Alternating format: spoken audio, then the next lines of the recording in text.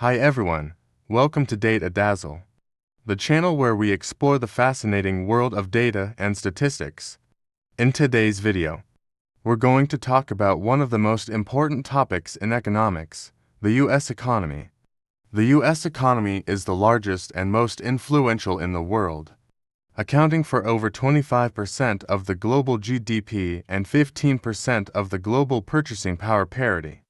It is also one of the most diverse and complex economies, with a rich history and a dynamic future. But how much do you know about the U.S. economy? How did it become so powerful and prosperous? What are the main challenges and opportunities it faces today? And what can we learn from its past and present performance? In this video, we're going to answer these questions and more, using data and facts to help you understand the U.S. economy better. By the end of this video, you'll have a better understanding of the U.S. economy and its role in the world. You'll also learn some interesting facts and insights that will surprise you and make you think. So, if you're ready to dive into the data and dazzle your mind with some amazing stories about the U.S. economy, stay tuned and watch this video till the end. The economic history of the United States is a fascinating story of innovation, struggle, and transformation. It begins with the British settlements along the eastern seaboard in the 17th and 18th centuries, where colonists faced harsh conditions and scarce labor, but also enjoyed abundant land and natural resources. The colonies developed a mercantilist system of trade with Britain, which restricted their production and commerce, but also provided them with protection and markets. The colonies also engaged in trade with other regions, such as Africa, Asia, and Europe, exchanging goods like tobacco, sugar, rice, fur, fish, rum, and slaves. The colonial economy was largely based on agriculture, but also saw the emergence of some manufacturing and service sectors.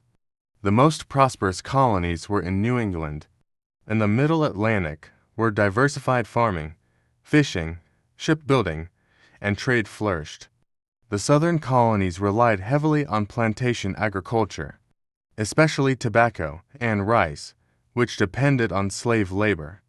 The frontier regions of the back country and the Appalachian Mountains were sparsely populated and mainly subsistence-oriented. By the mid-18th century, the colonies had grown rapidly in population and wealth, reaching about 2.5 million people and producing about 10% of Britain's GDP. However, they also faced increasing political and economic conflicts with Britain over taxation, representation, and regulation. These tensions erupted into the American Revolution in 1775, when the colonists declared their independence from Britain and formed the United States of America. The Revolutionary War lasted until 1783 and had a significant impact on the economy of the new nation. It disrupted trade, destroyed property, increased debt, and reduced output. It also stimulated economic nationalism and innovation, as the Americans sought to become more self-sufficient and independent from Britain. The war also exposed regional differences and interests among the states, which would shape their economic policies and institutions for years to come. After winning their independence from Britain, the Americans faced the challenge of creating a stable and effective government for their new country. The first attempt was the Articles of Confederation, which established a loose confederation of sovereign states with a weak central authority. However, this system proved inadequate for dealing with the economic problems of the post-war period, such as trade barriers among states, currency instability, debt repayment, taxation disputes, and foreign relations. In 1787, a group of delegates met in Philadelphia to draft a new constitution that would create a federal system of government with a balance of powers among three branches: executive, legislative, and judicial. The Constitution also established a common market among states by regulating interstate commerce and coining money. The Constitution was ratified by 9 states in 1788. and went into effect in 1789. It remains the supreme law of the land today. The first president of the United States was George Washington, who led the country through its early years of nation building. He appointed Alexander Hamilton as his Secretary of the Treasury, who devised an ambitious plan to strengthen the federal government's finances and promote economic development. Hamilton's plan included assuming state debts from the war, creating a national bank, imposing tariffs on imports, subsidizing domestic industries, and developing infrastructure projects such as roads and canals. Hamilton's plan faced opposition from Thomas Jefferson and James Madison, who favored a more limited role for the federal government and more power for the states and farmers. They also feared that Hamilton's plan would favor the interests of merchants and creditors over those of common people. These differences gave rise to the first political parties in American history: the Federalists, who supported Hamilton's vision, and the Democratic Republicans, who supported Jefferson's vision. The next major turning point in American economic history was the Louisiana Purchase in 1803, when President Jefferson bought a vast territory from France for $15 million, doubling the size of the nation. The Louisiana Purchase opened up new lands for exploration, settlement, trade, agriculture, mining, and transportation. It also sparked conflicts with Native Americans, Spain, Britain, and Mexico over territorial claims. The Louisiana Purchase was followed by several other territorial acquisitions, such as Florida from Spain in 1819, Texas from Mexico in 1845, Oregon from Britain in 1846, California and other southwestern lands from Mexico in 1848, Alaska from Russia in 1867, Hawaii in 1898, Puerto Rico, Guam, and the Philippines from Spain in 1898, and the Virgin Islands from Denmark in 1917. By these means, the United States expanded from the original 13 colonies to 50 states and several territories, covering almost the entire continent of North America and parts of the Pacific and Caribbean. The expansion of the United States was accompanied by significant economic changes and challenges. The War of 1812 with Britain disrupted trade and stimulated domestic manufacturing. The Industrial Revolution transformed the economy from an agrarian to a manufacturing base, introducing new technologies such as the steam engine, the cotton gin, the telegraph, and the railroad. The Transportation Revolution improved the movement of goods and people across the country, creating national markets and regional specialization. The Market Revolution increased the commercialization and integration of the economy, creating new forms of business organization, such as corporations, banks, and stock exchanges. The Agricultural Revolution increased the productivity and output of crops, especially in the Midwest and South, where corn, wheat, cotton, and tobacco dominated. The labor movement emerged as a response to the changing conditions of work and society, demanding better wages, hours, and rights for workers. The immigration wave brought millions of people from Europe, Asia, and Latin America to the United States, seeking economic opportunities and freedom. The urbanization trend resulted from the growth of cities as centers of industry, commerce, culture, and politics. However, not all was well in the American economy during this period.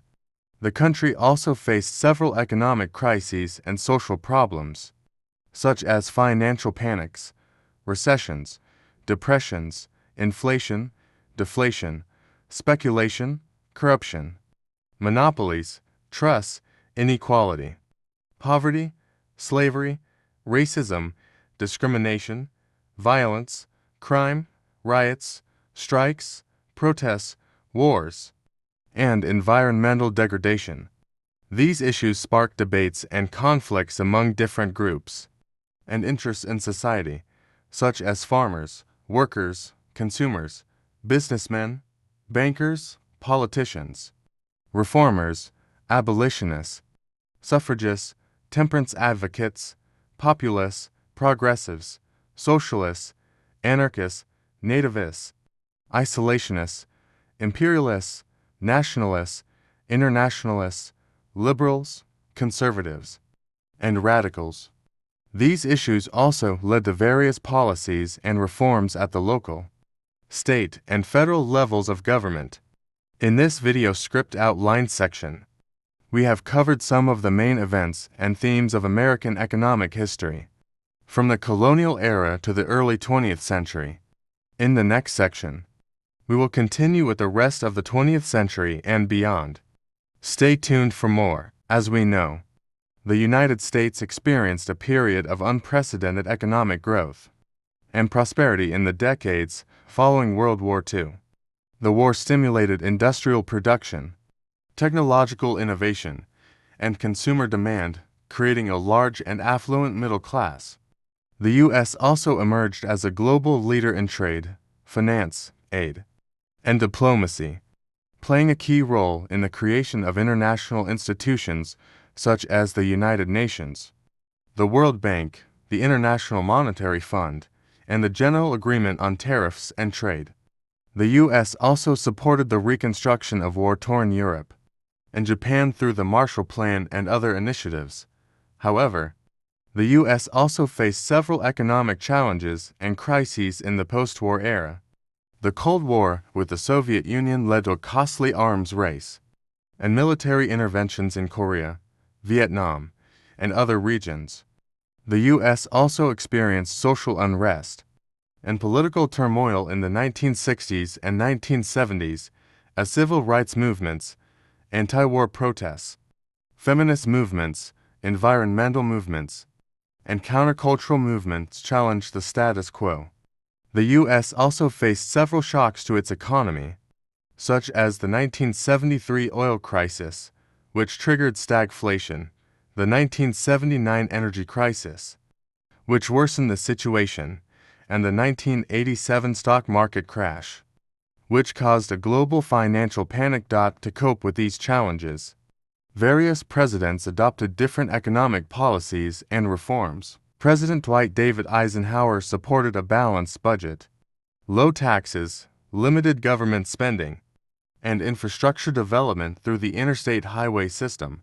President John Fitzgerald Kennedy proposed a new frontier program that aimed to boost economic growth, reduce unemployment, increase education spending, cut taxes, and expand civil rights. President Lyndon Baines Johnson launched a Great Society program that aimed to eliminate poverty and improve health care, education, housing, environment, and civil rights through various social welfare programs such as Medicare, Medicaid, Head Start, food stamps, Job Corps, and others. President Richard Nixon implemented a new economic policy that included wage and price controls, devaluation of the dollar, suspension of the gold standard, imposition of tariffs and import quotas, creation of the Environmental Protection Agency, and establishment of diplomatic relations with China. President Gerald Ford tried to combat inflation with his Whip Inflation Now campaign that urged voluntary restraint on spending and saving by consumers and businesses. President Jimmy Carter pursued a policy of deregulation of various industries such as airlines, trucking, railroads, banking, telecommunications, and energy. He also created the Department of Energy and supported alternative energy sources such as solar and wind power. President Ronald Reagan implemented a supply-side economic policy that included tax cuts for individuals and corporations, reduction of government spending on social programs, deregulation of various sectors such as finance, trade, and labor, privatization of public assets, and increased military spending.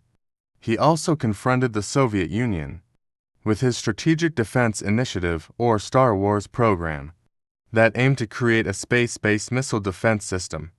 President George Herbert Walker Bush continued Reagan's economic policies, but also signed the Americans with Disabilities Act, which prohibited discrimination against people with disabilities, and the Clean Air Act amendments that strengthened environmental regulations.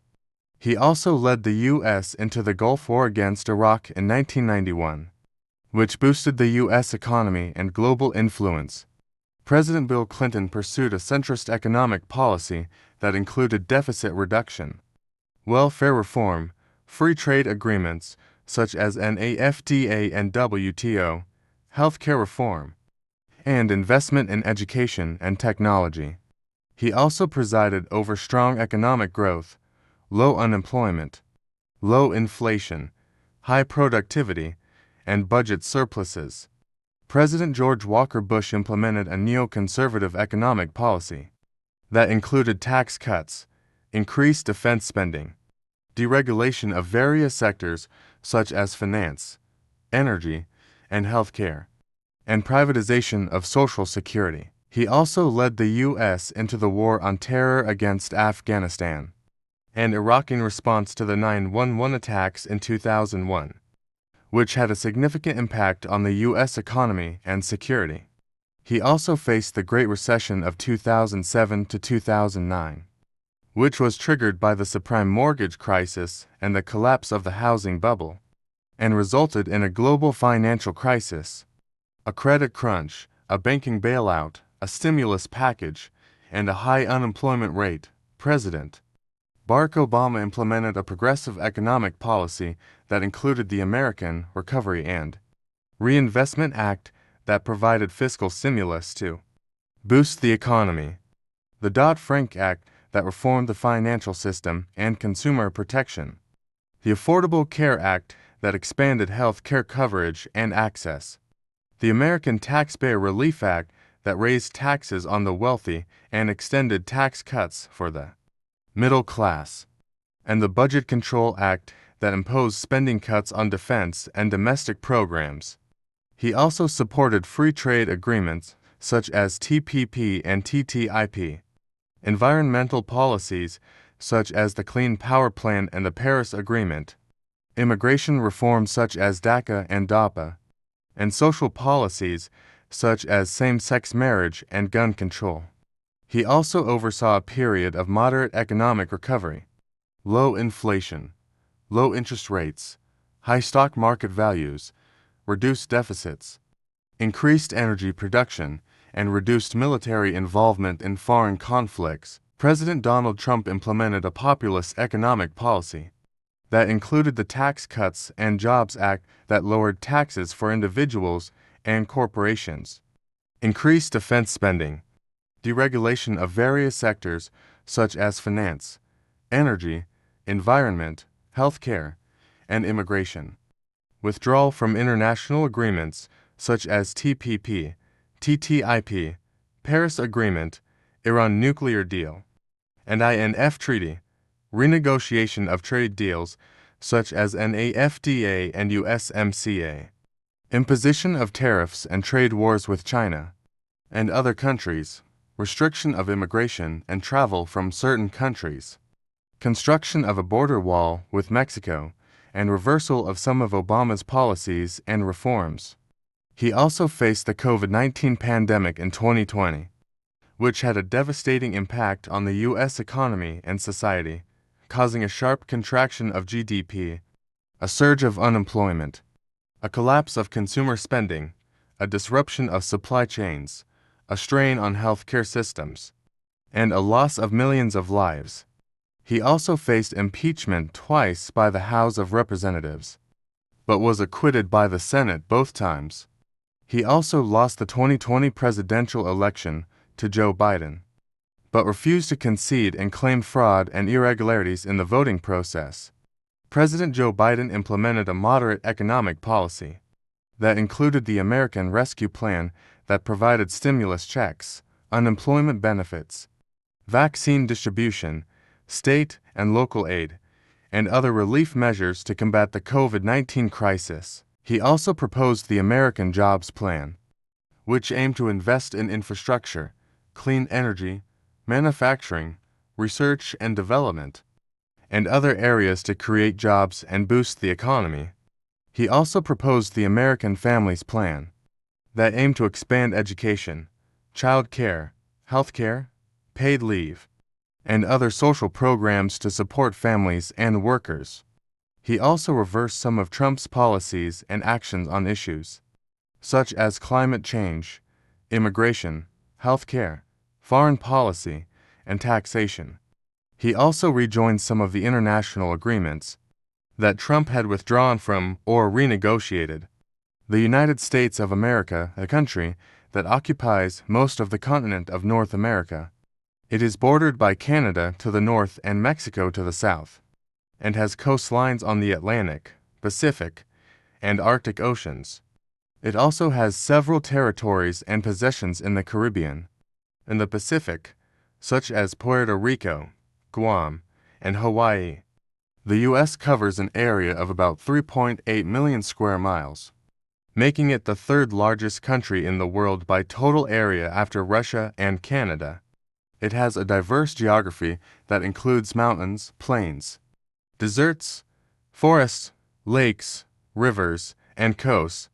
The U.S. has a population of about 333 million people as of 2021, making it the third most populous country in the world after China and India. It is also one of the most ethnically and culturally diverse countries in the world, as it is composed of people from various racial, ethnic, religious, linguistic, and national backgrounds.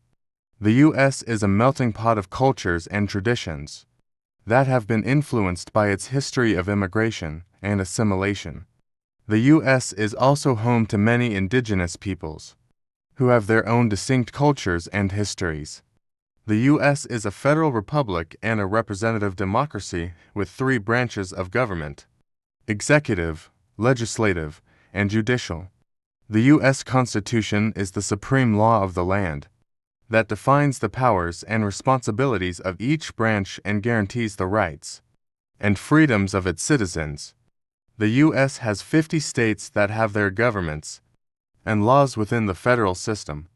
The U.S. also has a two-party political system that is dominated by the Democratic Party and the Republican Party.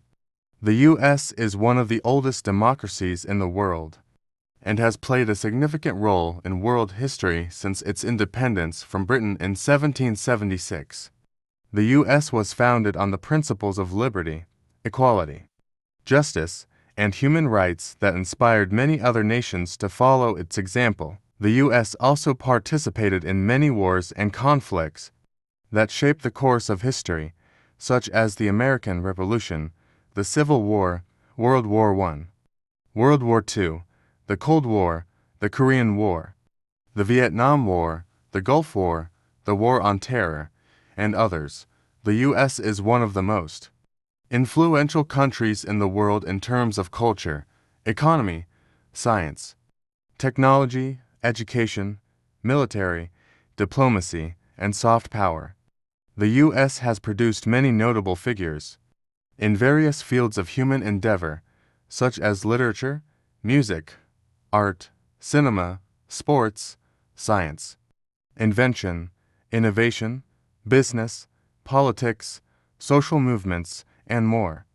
The U.S. also has many iconic symbols that represent its identity and values, such as the Statue of Liberty, Mount Rushmore, Hollywood, Disneyland, NASA, Apple, Coca-Cola, McDonald's, Nike, Starbucks, Oprah Winfrey, Barack Obama, Beyoncé, LeBron James, Elon Musk, Taylor Swift, Tom Hanks, Bill Gates, Martin Luther King Jr., Abraham Lincoln, George Washington, Benjamin Franklin, Thomas Edison, Albert Einstein, Mark Twain, Walt Disney, Elvis Presley, Michael Jackson, Marilyn Monroe, Muhammad Ali, Neil Armstrong, Steve Jobs, Barack Obama, Donald Trump, Joe Biden, Kamala Harris, and many others.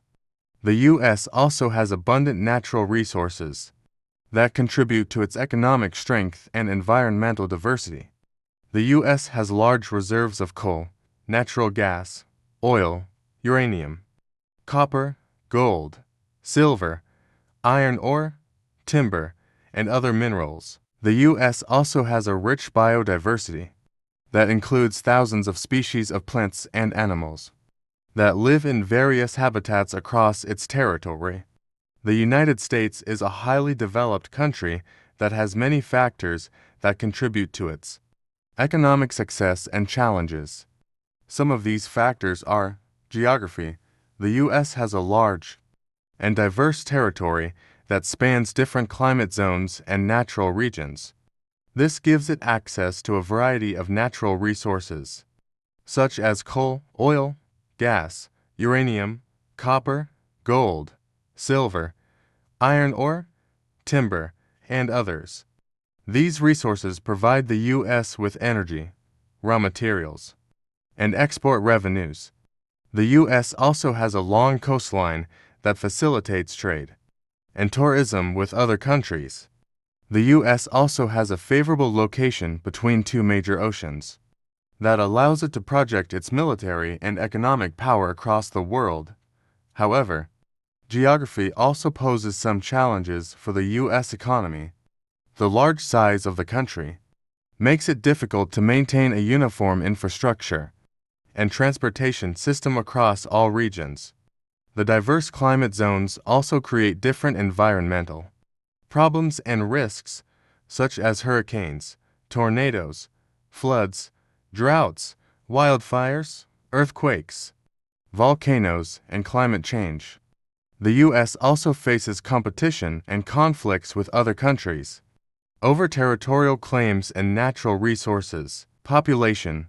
The U.S. has a large and growing population that provides it with a large domestic market and a productive labor force.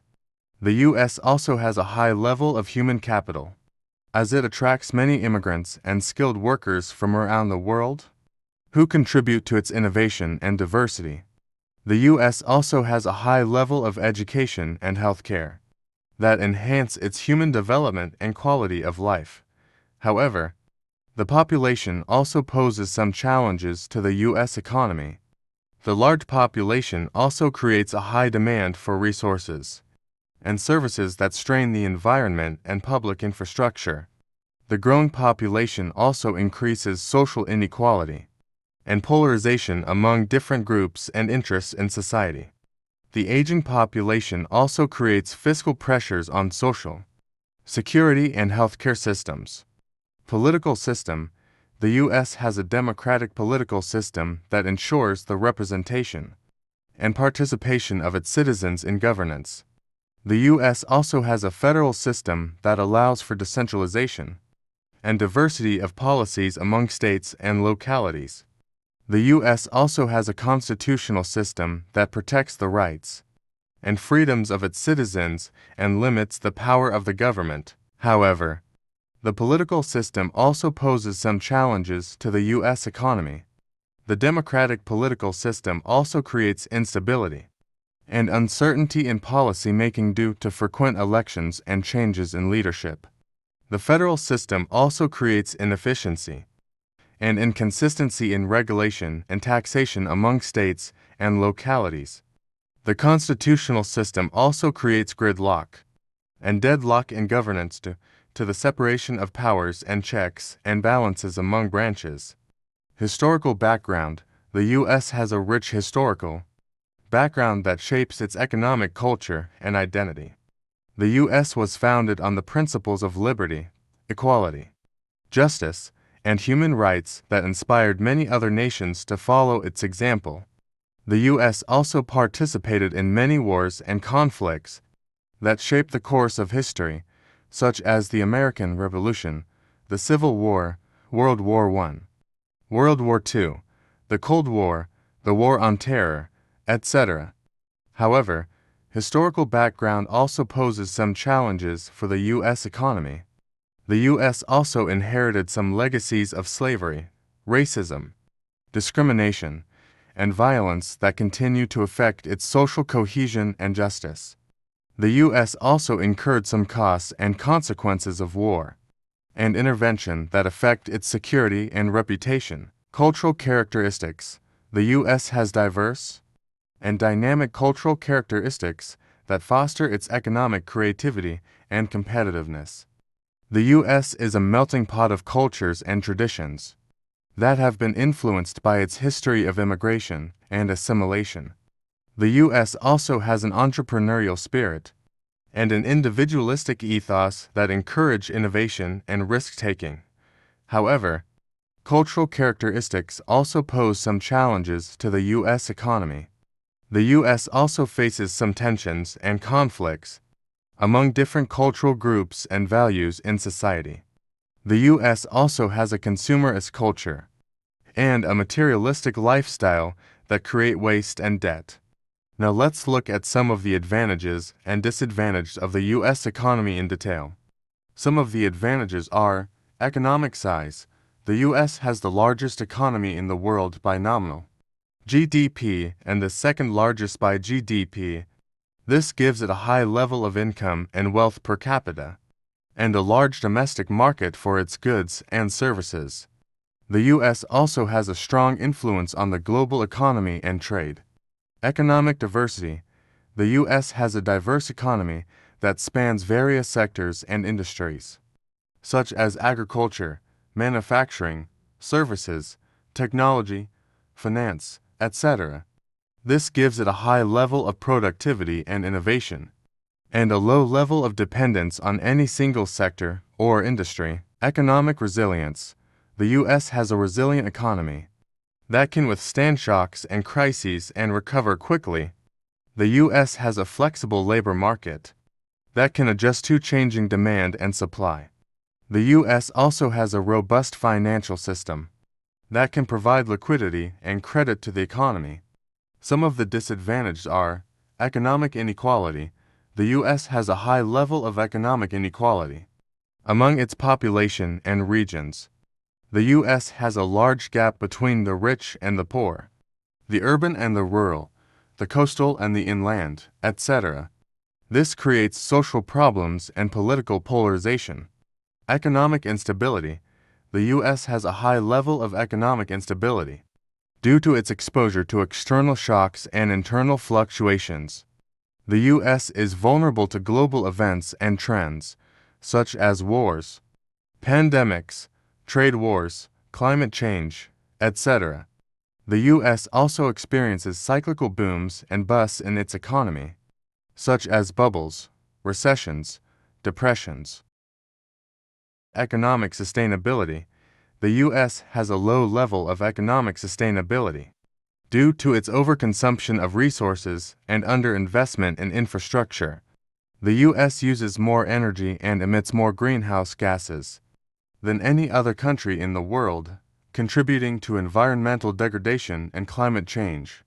The U.S. also has an aging and deteriorating infrastructure that hampers its economic efficiency and competitiveness. The economic organization and operation mode of America is a complex and dynamic system that reflects its history, culture, politics, and values. It is not easy to classify or label the U.S. economy with a simple term or category, as it has elements of different economic types and systems. One of the most basic concepts in economics is the economic type, or mode of production. This refers to the way that a society organizes its resources and activities to produce goods and services. There are three main types of economic modes: tradition-based, command-based, and market-based. A tradition-based economy relies on customs, habits, beliefs, and norms to guide its production and distribution. It is usually found in primitive or pre-industrial societies that have a low level of technology and a high level of social cohesion. Examples of tradition-based economies are feudalism, tribalism, and subsistence agriculture. A command-based economy relies on a central authority or plan to direct its production and distribution. It is usually found in totalitarian or socialist societies that have a high level of technology and a low level of individual freedom. Examples of command-based economies are communism, fascism, and state socialism. A market-based economy relies on voluntary exchange and price signals to coordinate its production and distribution. It is usually found in democratic or capitalist societies that have a high level of technology and a high level of individual freedom. Examples of market-based economies are laissez-faire capitalism, social market economy, and mixed economy. The U.S. economy is predominantly market-based, as it relies on the free interaction of buyers and sellers in the market to allocate resources and determine prices.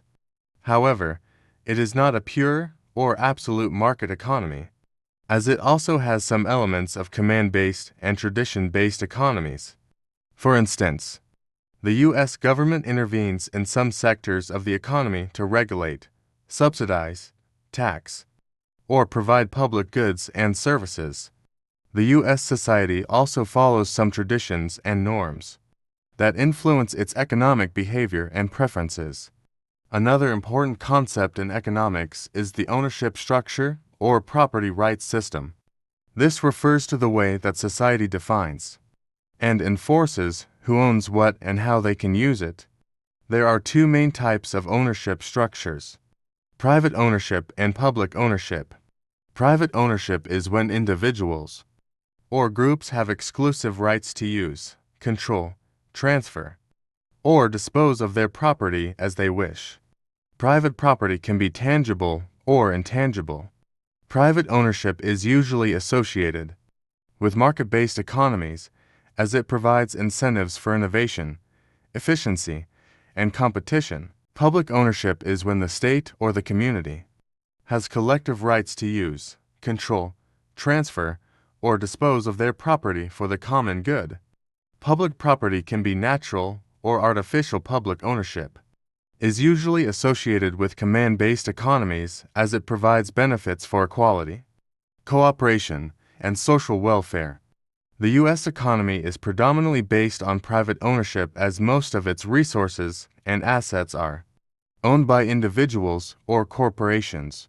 However, it also has some elements of public ownership, as some of its resources and assets are owned by the government or the society. For instance, the U.S. government owns about 28% of the land area in the country and provides public services, such as defense, justice, education, health care, and social security. The U.S. society also owns some common resources, such as national parks, wildlife refuges, and cultural heritage. A third concept in economics is the market mechanism or price system. This refers to the way that society determines the quantity and quality of goods and services that are produced and consumed. There are two main types of market mechanisms: perfect competition and imperfect competition. Perfect competition is when there are many buyers and sellers in the market who have perfect information and freedom to enter and exit the market. In this situation, the price and quantity of goods and services are determined by the forces of supply and demand, and reflect the true value and cost of production and consumption. Perfect competition is usually considered the ideal market mechanism, as it leads to optimal efficiency and welfare. Imperfect competition is when there are few buyers or sellers in the market who have imperfect information or freedom to enter or exit the market. In this situation, the price and quantity of goods and services are determined by the power or strategy of buyers or sellers and deviate from the true value and cost of production and consumption. Imperfect competition is usually considered a market failure, as it leads to suboptimal efficiency and welfare. The U.S. economy is mostly based on imperfect competition, as many markets are dominated by a few large firms or influenced by external factors. For instance, the U.S. has some oligopolies, monopolies, or monopsonies. The U.S. also faces some market distortions, such as taxes, subsidies, tariffs, quotas, regulations, externalities, public goods, and information asymmetry. A fourth concept in economics is the planned regulation or policy intervention. This refers to the way that a society adjusts or corrects its market mechanism to achieve its economic objectives or solve its economic problems. There are two main types of plan regulation: fiscal policy and monetary policy. Fiscal policy is when the government uses its spending and taxation powers to influence the level of aggregate demand and supply in the economy. Fiscal policy can be expansionary or contractionary.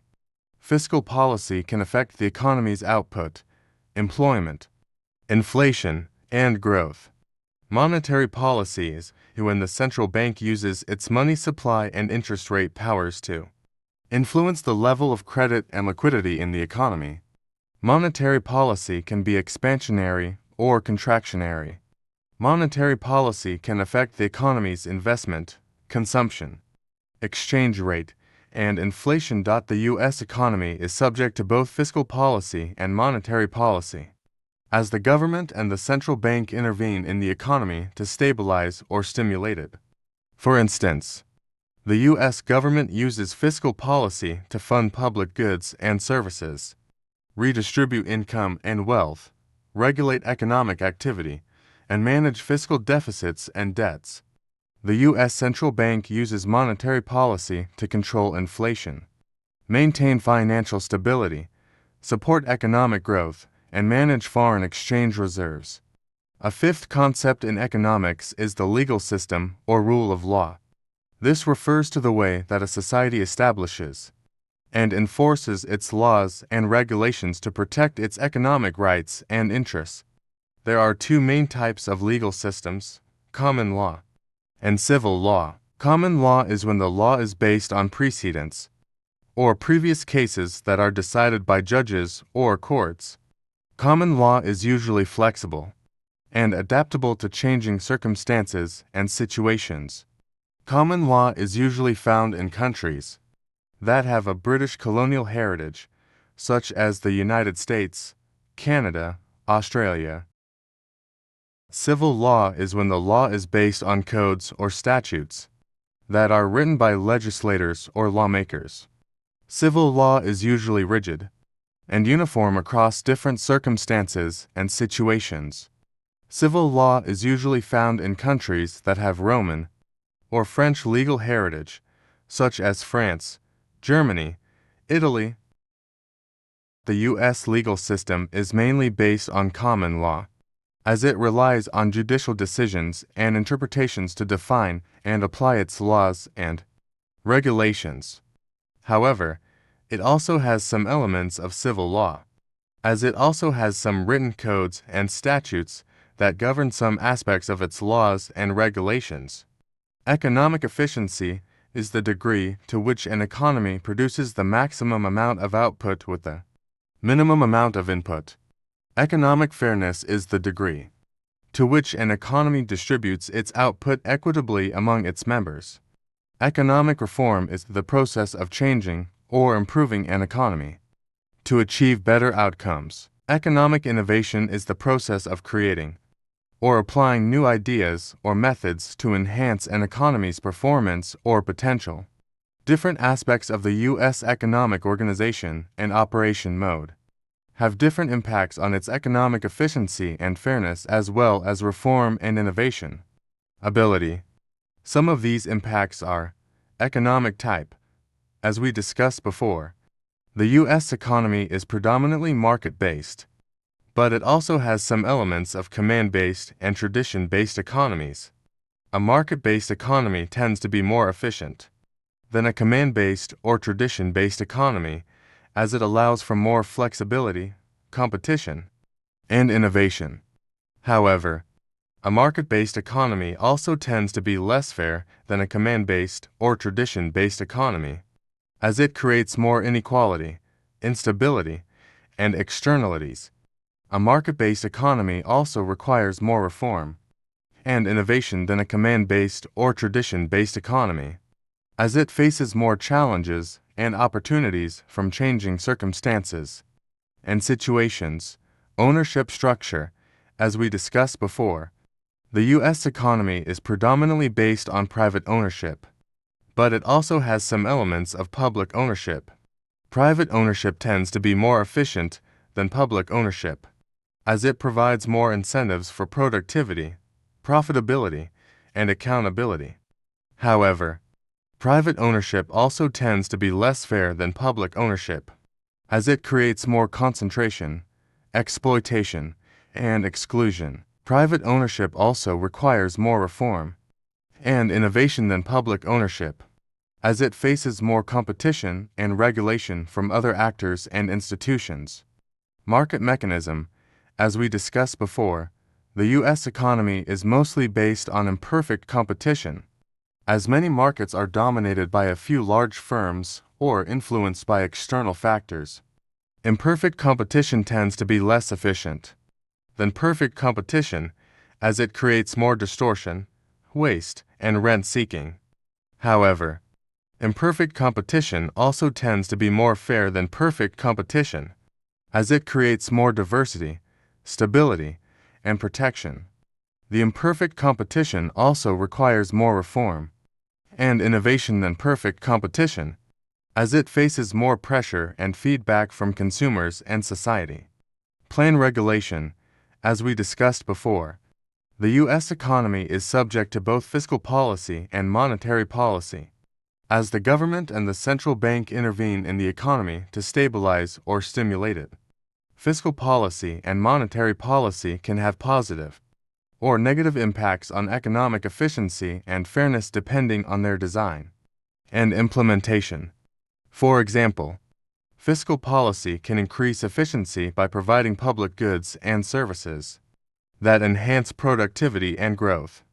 But it can also decrease efficiency by creating fiscal deficits and debts that crowd out private investment and consumption. Similarly, fiscal policy can increase fairness by redistributing income and wealth that reduce poverty and inequality. But it can also decrease fairness by imposing taxes and subsidies that distort prices and incentives. Monetary policy can increase efficiency by controlling inflation, which preserves purchasing power and confidence. But it can also decrease efficiency by creating credit bubbles that lead to financial crises.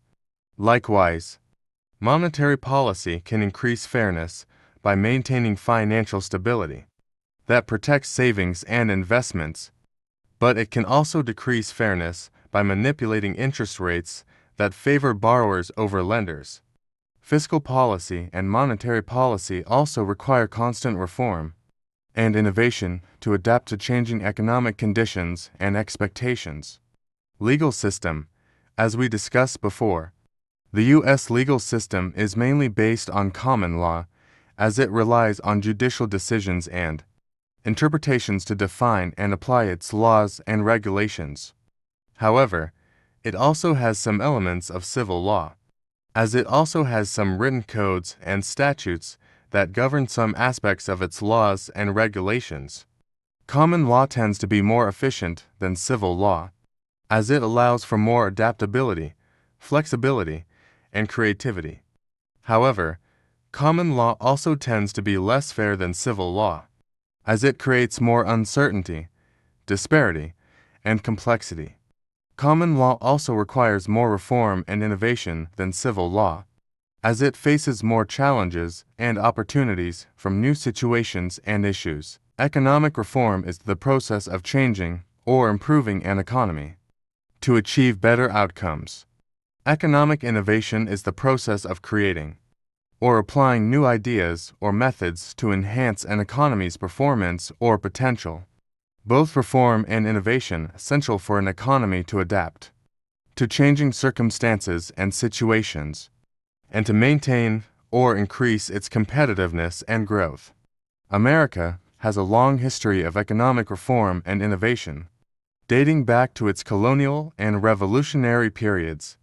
Some of the major episodes of economic reform and innovation in America are the American Revolution, the War for Independence from Britain, was also a war for economic freedom and self-determination.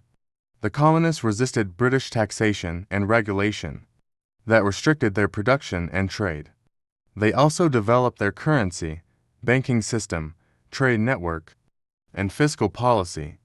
They also experimented with new forms of political and economic organization, such as the Continental Congress, the Articles of Confederation, and the Constitution. The Industrial Revolution, the transition from an agrarian to a manufacturing economy, was driven by technological innovation and entrepreneurship. The invention of the steam engine, the cotton gin, the telegraph, and the railroad transformed the modes of production, transportation, and communication. The emergence of corporations, banks, and stock exchanges facilitated the mobilization of capital and resources. The expansion of markets and trade stimulated economic growth and specialization. The progressive era, the rapid industrialization, and urbanization of the economy also created social problems and challenges, such as inequality, poverty, corruption, monopoly, pollution, labor unrest, immigration, and consumer protection. The response was a wave of social movements and political reforms that aimed to improve the conditions and rights of workers, consumers, farmers, women, minorities, immigrants, and others. The reforms included antitrust laws, income tax, labor laws, consumer laws, environmental laws, social welfare programs, public health initiatives, education reforms, women's suffrage. The New Deal. The Great Depression was the worst economic crisis in American history that resulted from the collapse of the stock market in 1929 and the subsequent contraction of output, employment, income, trade, credit, etc. The recovery was led by President Franklin D. Roosevelt's New Deal program, which introduced a series of fiscal, monetary, regulatory, social, and institutional reforms that aim to restore confidence, stimulate demand, create jobs, provide relief, reform finance, regulate business, protect labor, support agriculture, conserve natural resources, expand public works. The post-war boom, the end of World War II, marked the beginning of a period of unprecedented economic growth and prosperity in America. The war stimulated industrial production, technological innovation, and consumer demand. The U.S. also emerged as a global leader in trade, finance, aid, and diplomacy. The U.S. also supported the reconstruction of war-torn Europe and Japan through the Marshall Plan and other initiatives. The U.S. also participated in the creation of international institutions such as the United Nations, the World Bank, the International Monetary Fund, and the General Agreement on Tariffs and Trade. The U.S. also confronted the Soviet Union in the Cold War, which led to a costly arms race and military interventions in Korea, Vietnam, and other regions. The U.S. also competed in the space race, which culminated in the 1969 landing of Apollo 11, making the U.S. the first and only nation to land humans on the moon. The information age, the transition from an industrial to a post-industrial economy, was driven by information technology and globalization.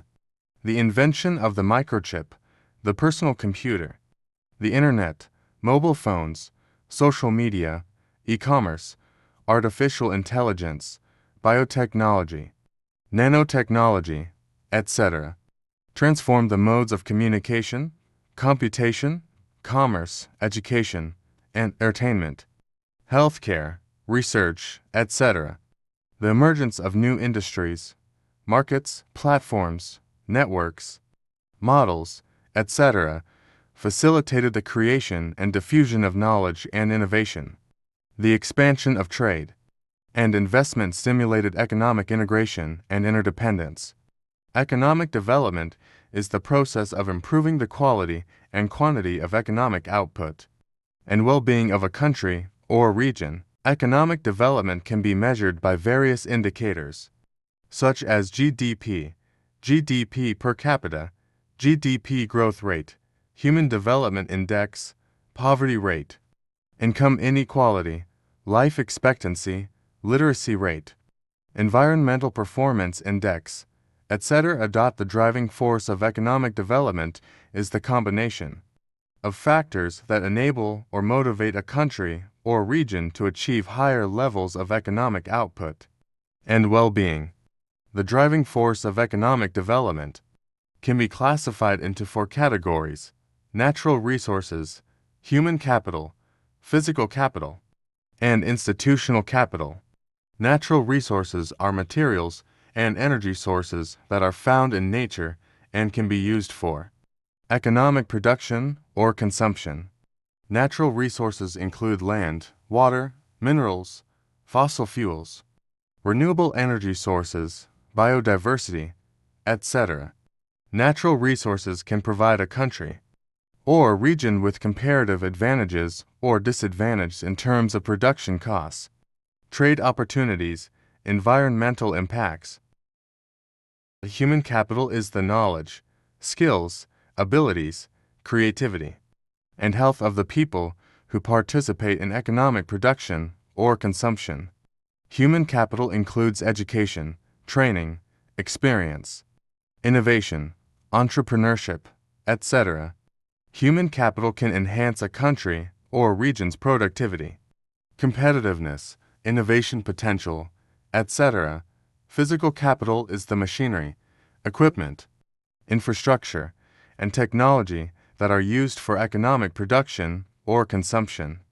Physical capital includes factories, farms, roads, railways, airports, ports, power plants, communication networks, computers, etc. Physical capital can increase a country or a region's production capacity, efficiency, quality, etc. Institutional capital is the set of rules, norms, values, and organizations that govern and facilitate economic production and consumption. Institutional capital includes laws, regulations, policies, institutions, markets, contracts, property rights, democracy, rule of law, etc. Institutional capital can improve a country or a region's stability, security, accountability, transparency, fairness, cooperation, etc. The potential of economic development is the degree to which a country or a region can achieve higher levels of economic output and well-being in the future. The potential of economic development depends on the availability and quality of the driving force factors, as well as the opportunities and challenges that a country or region faces in its internal and external environment. The United States has a high level of economic development as well as a high level of driving force and potential for further development. Some of the factors that contribute to its driving force and potential are: the United States has abundant natural resources that provide it with energy security, raw materials, export revenues, environmental diversity, etc. The U.S. has large reserves of coal, natural gas, oil, uranium, copper, gold, silver, iron ore, timber, and other minerals. The U.S. also has a rich biodiversity that includes thousands of species of plants and animals that live in various habitats. Across its territory, the United States has a high level of human capital that provides it with a large domestic market, a productive labor force, and innovative culture. The U.S. has a population of about 333 million people as of 2021, making it the third most populous country in the world after China and India. It is also one of the most ethnically and culturally diverse countries in the world, as it is composed of people from various racial, ethnic, religious, linguistic, and national backgrounds. The U.S. is a melting pot of cultures and traditions that have been influenced by its history of immigration and assimilation. The U.S. also has a high level of education and health care that enhance its human development and quality of life. The United States has a high level of physical capital that provides it with a strong production base, a modern infrastructure, advanced technology, etc. The U.S. has a diverse economy that spans various sectors and industries such as agriculture, manufacturing, services, technology, finance, etc. This gives it a high level of productivity and innovation, and a low level of dependence on any single sector or industry.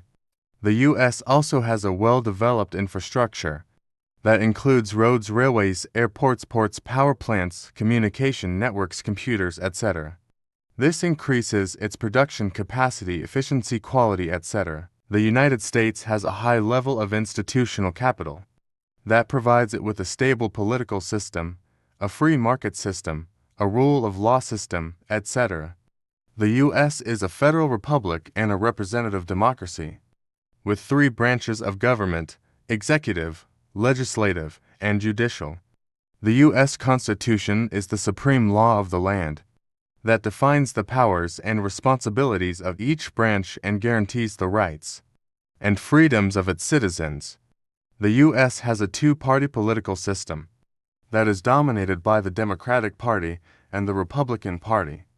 The U.S. also has a free market system that relies on voluntary exchange and price signals to coordinate its production and distribution.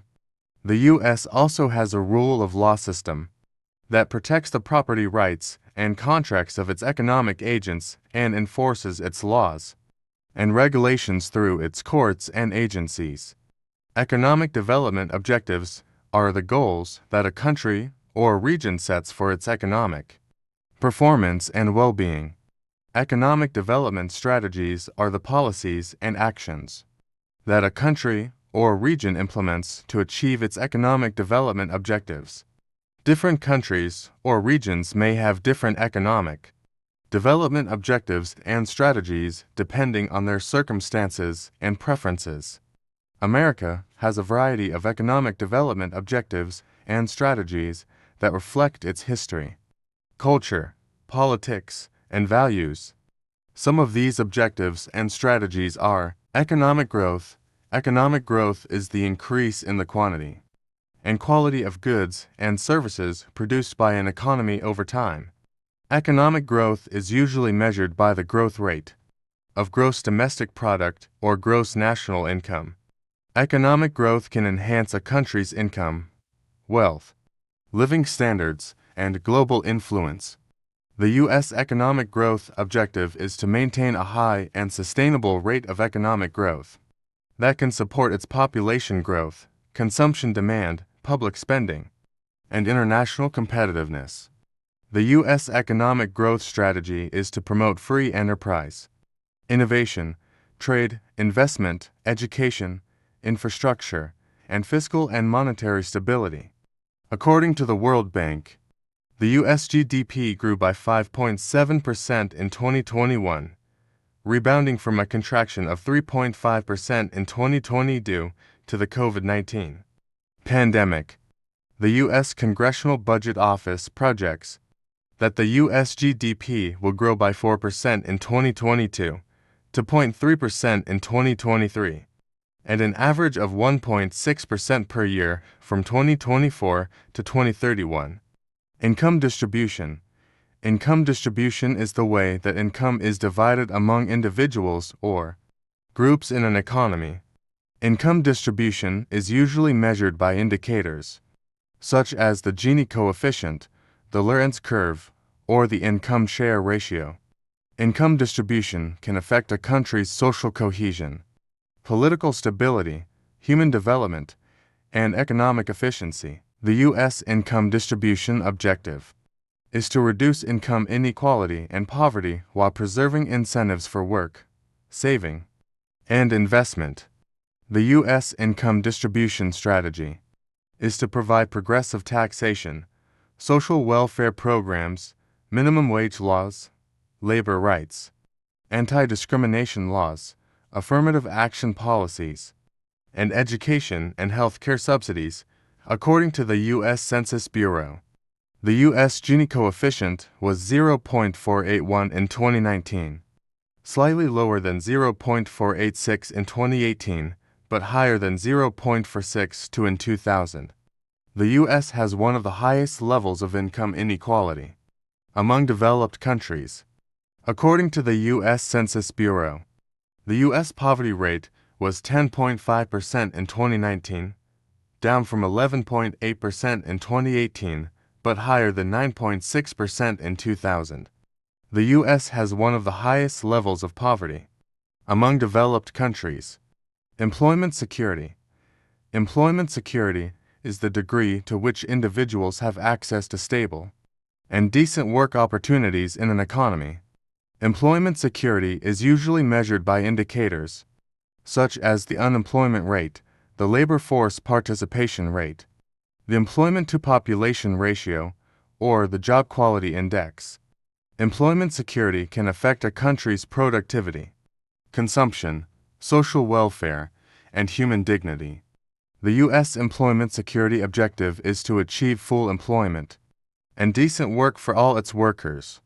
The U.S. employment security strategy is to foster labor market flexibility, skills development, job creation, unemployment insurance, labor standards, occupational safety and health regulations, and labor market information systems. According to the U.S. Bureau of Labor Statistics, the U.S. unemployment rate was 3.9% in December 2021, down from 6.7% in December 2020, but higher than 3.5% in December 2019. The U.S. has one of the lowest unemployment rates among developed countries. According to the U.S. Bureau of Labor Statistics, the U.S. labor force participation rate was 61.9% in December 2021, up from 61.4% in December 2020, but lower than 63.2% in December 2019. The U.S. has one of the highest labor force participation rates among developed countries. Environmental protection. Environmental protection is the preservation and improvement of the natural environment and the human health and well-being that depend on it. Environmental protection is usually measured by indicators such as the Environmental Performance Index, the ecological footprint, the carbon footprint, or the Environmental Sustainability Index. Environmental protection can affect a country's resource availability, climate stability, biodiversity conservation, and economic development. The U.S. environmental protection objective is to balance economic growth and environmental quality while addressing the challenges of climate change, pollution, waste, and natural disasters.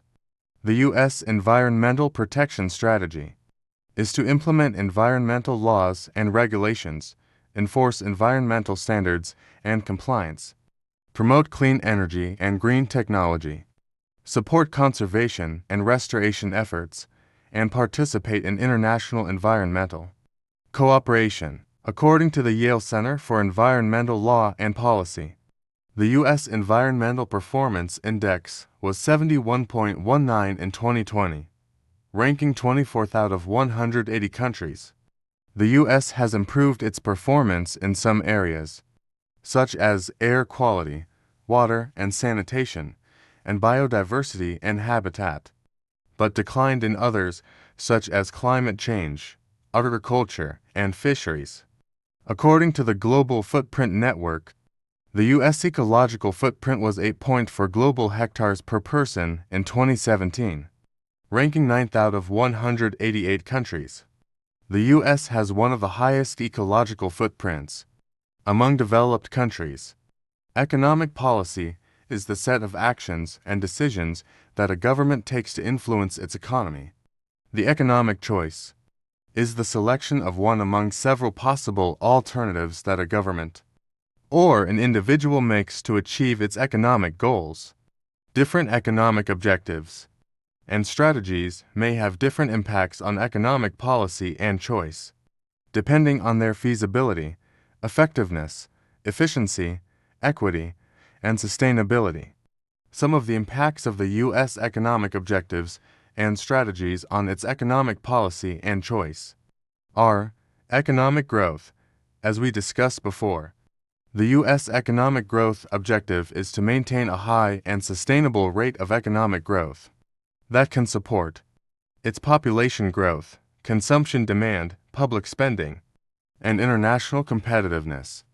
The U.S. economic growth strategy is to promote free enterprise, innovation, trade, investment, education, infrastructure, and fiscal and monetary stability. One of the impacts of this objective and strategy on the U.S. economic policy and choice is that it encourages a market-oriented approach to economic management with minimal government intervention in the private sector.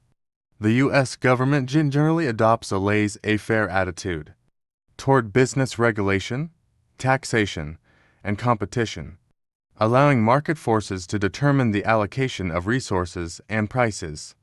The U.S. government also supports entrepreneurship, research and development, intellectual property rights, and technological advancement as key drivers of innovation and growth. The U.S. government also pursues an open trade policy that seeks to reduce barriers to international trade and investment, and to expand its access to foreign markets and resources. The U.S. government also invests in education and infrastructure as public goods that enhance human capital and physical capital. The U.S. government also maintains a sound fiscal policy that aims to balance its budget over the long term and avoid excessive public debt. The U.S. government also implements a prudent monetary policy that targets low inflation and stable interest rates. Another impact of this objective and strategy on the U.S. economic policy and choice is that it creates some trade-offs and challenges for other economic goals. For example, pursuing high economic growth may conflict with environmental protection, as it may increase the consumption of natural resources and the emission of greenhouse gases. Pursuing high economic growth may also conflict with income distribution, as it may widen the gap between the rich and the poor. Pursuing high economic growth may also conflict with employment security, as it may create structural unemployment due to technological change or global competition. Income distribution. As we discussed before, the U.S. income distribution objective is to reduce income inequality and poverty while preserving incentives for work, saving, and investment. The U.S. income distribution strategy is to provide progressive taxation, social welfare programs, minimum wage laws, labor rights, anti-discrimination laws, affirmative action policies, and education and health care subsidies. One of the impacts of this objective and strategy on the U.S. economic policy and choice is that it requires a redistributive role of the government in the economy, with more government intervention in the private sector. The U.S. government generally adopts a progressive tax system that imposes higher tax rates on higher income earners and lower tax rates on lower income earners, and provides various tax credits and deductions to reduce the tax burden of certain groups.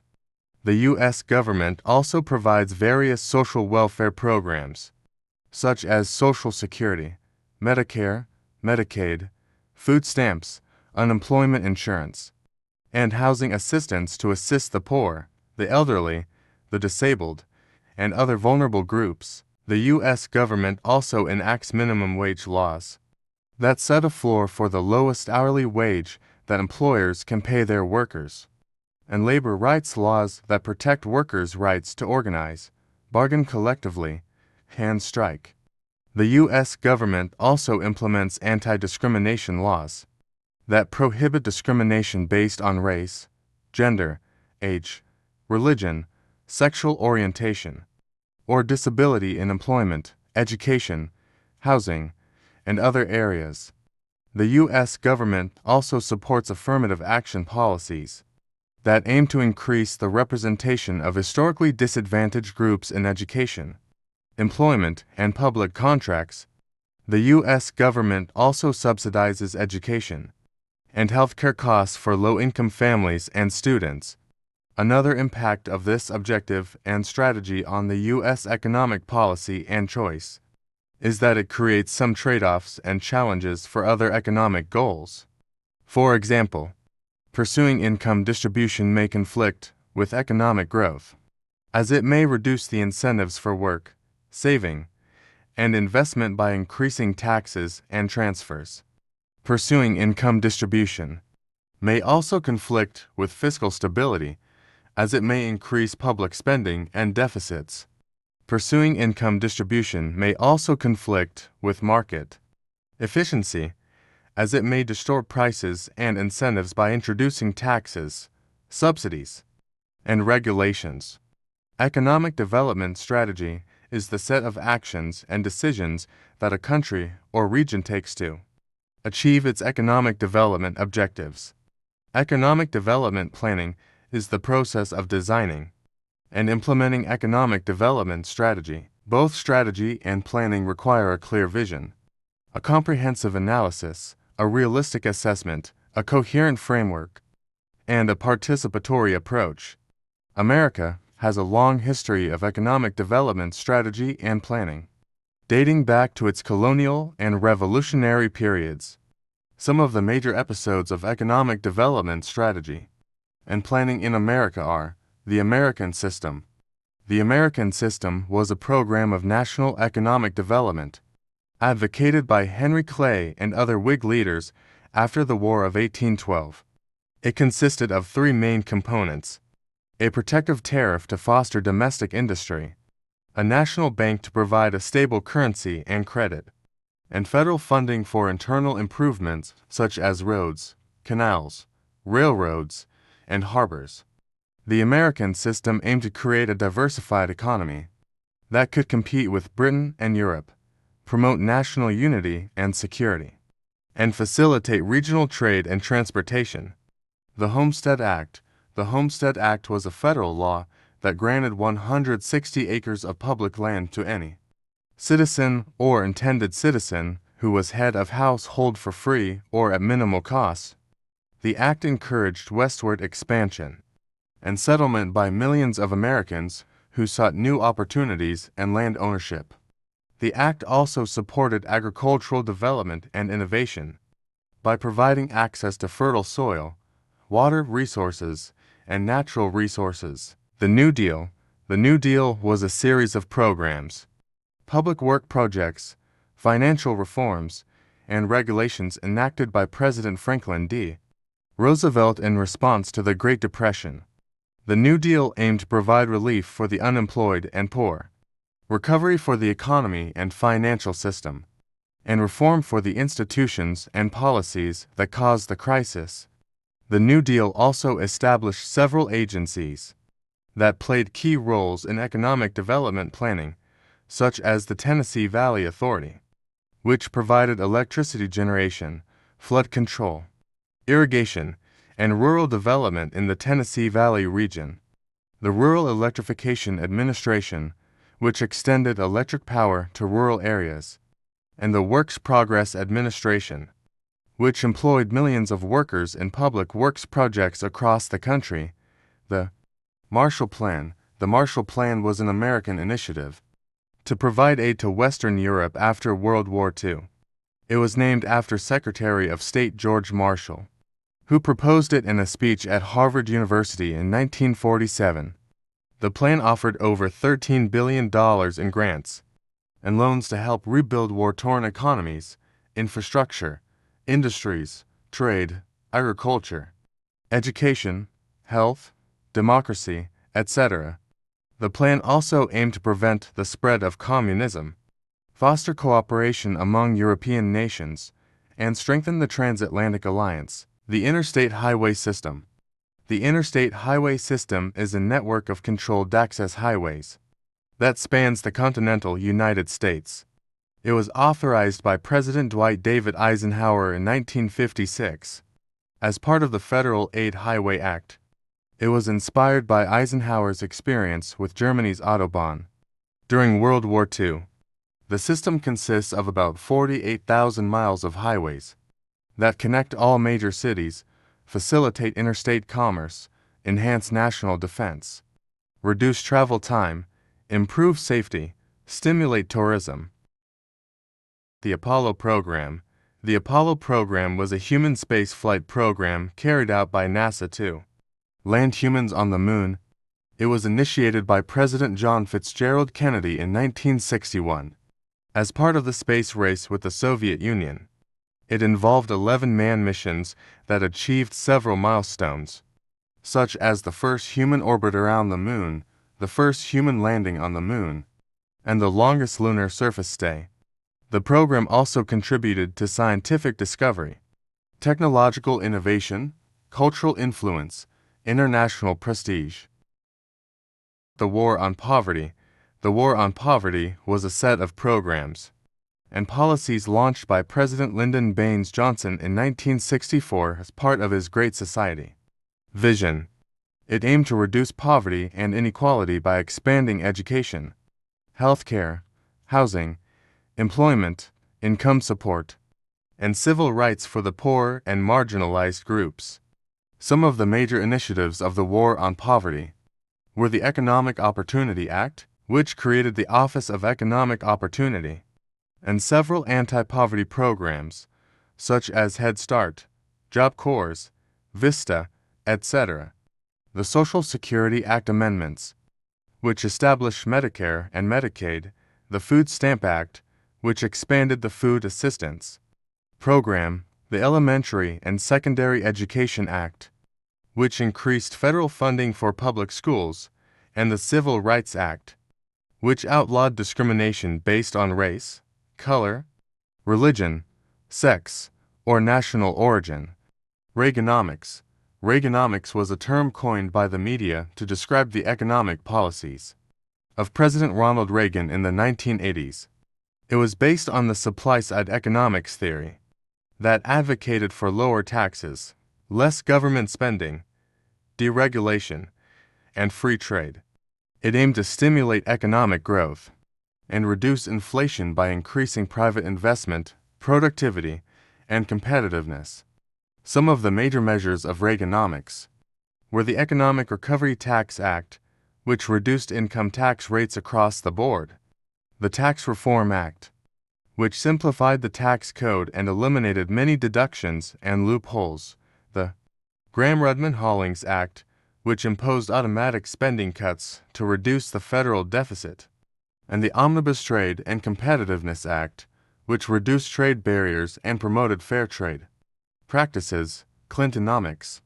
Clintonomics was a term coined by the media to describe the economic policies of President Bill Clinton in the 1990s. It was based on the third way approach that combined elements of liberalism and conservatism.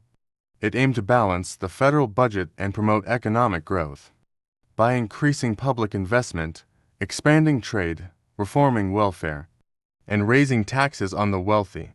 Some of the major measures of Clintonomics were the Omnibus Budget Reconciliation Act, which raised income tax rates for high earners and cut spending on defense and other programs, the North American Free Trade Agreement, which created a free trade zone among the U.S., Canada, and Mexico, the Personal Responsibility and Work Opportunity Reconciliation Act, which replaced the Aid to Families with Dependent Children program with block grants to states for temporary assistance for needy families, and the Balanced Budget Act, which achieved a federal budget surplus for 4 consecutive years.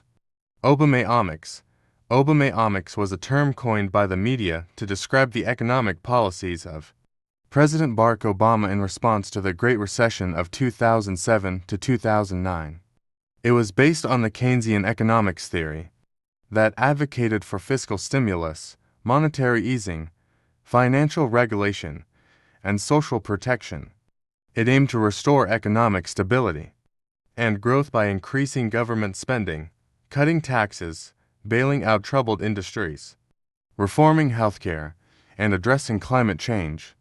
Some of the major measures of Obamomics were the American Recovery and Reinvestment Act, which provided $787 billion in spending and tax cuts for infrastructure, education, energy, healthcare, etc. The Troubled Asset Relief Program, which authorized $700 billion to purchase or insure toxic assets from banks and other financial institutions. The Dodd-Frank Wall Street Reform and Consumer Protection Act, which imposed new rules and oversight on the financial sector, the Patient Protection and Affordable Care Act, which expanded health insurance coverage to millions of Americans, and the American Clean Energy and Security Act, which aimed to reduce greenhouse gas emissions. Through a cap-and-trade system, the United States is a highly developed and advanced mixed economy, with a GDP of $26.9 trillion in 2023, accounting for over 25% of the global GDP at market exchange rates and over 15% at purchasing power parity.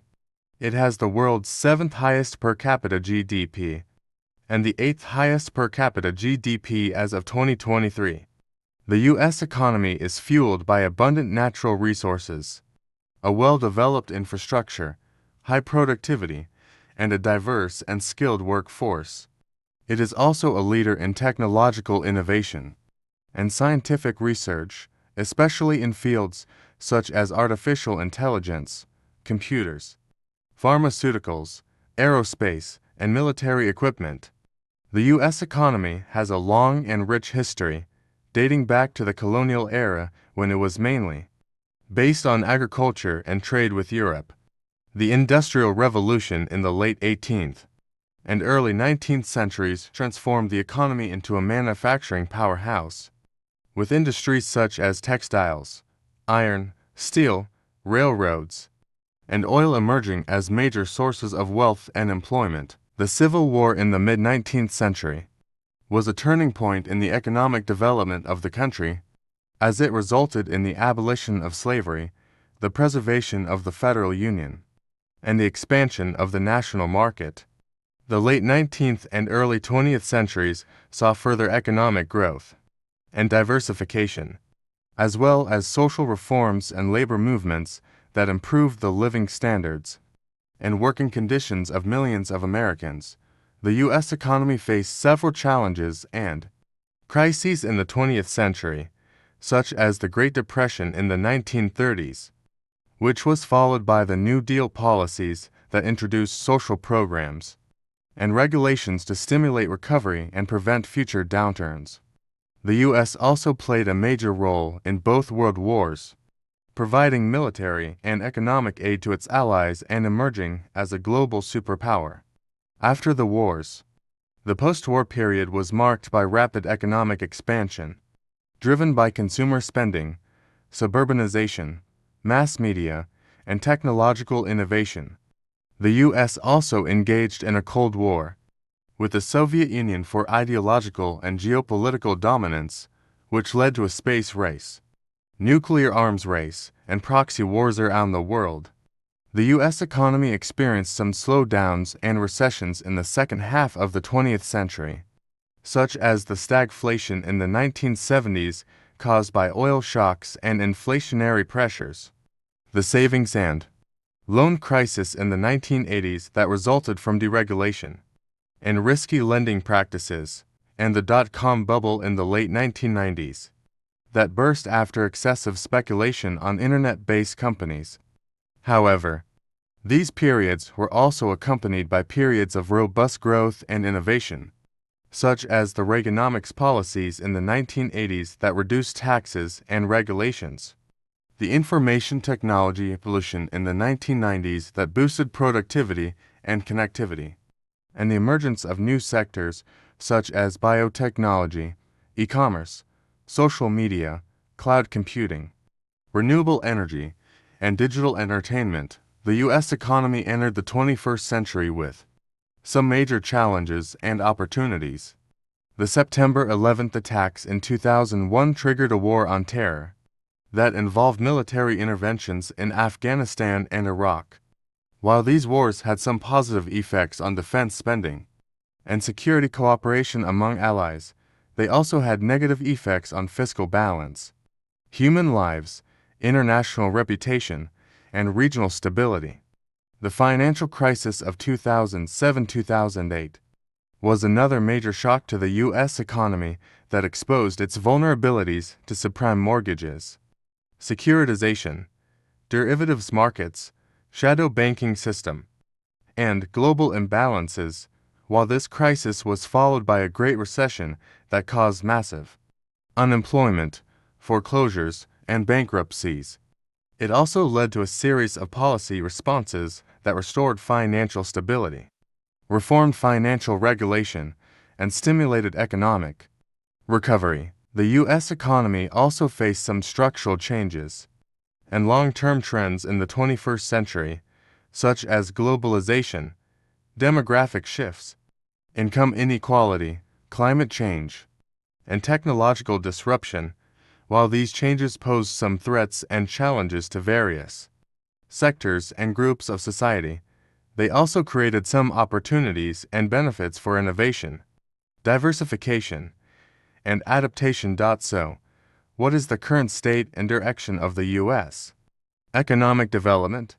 According to the latest data and projections, the U.S. economy is expected to grow at a moderate pace of around 2% in 2023 and 2024, after recovering from the pandemic-induced contraction in 2020 and 2021.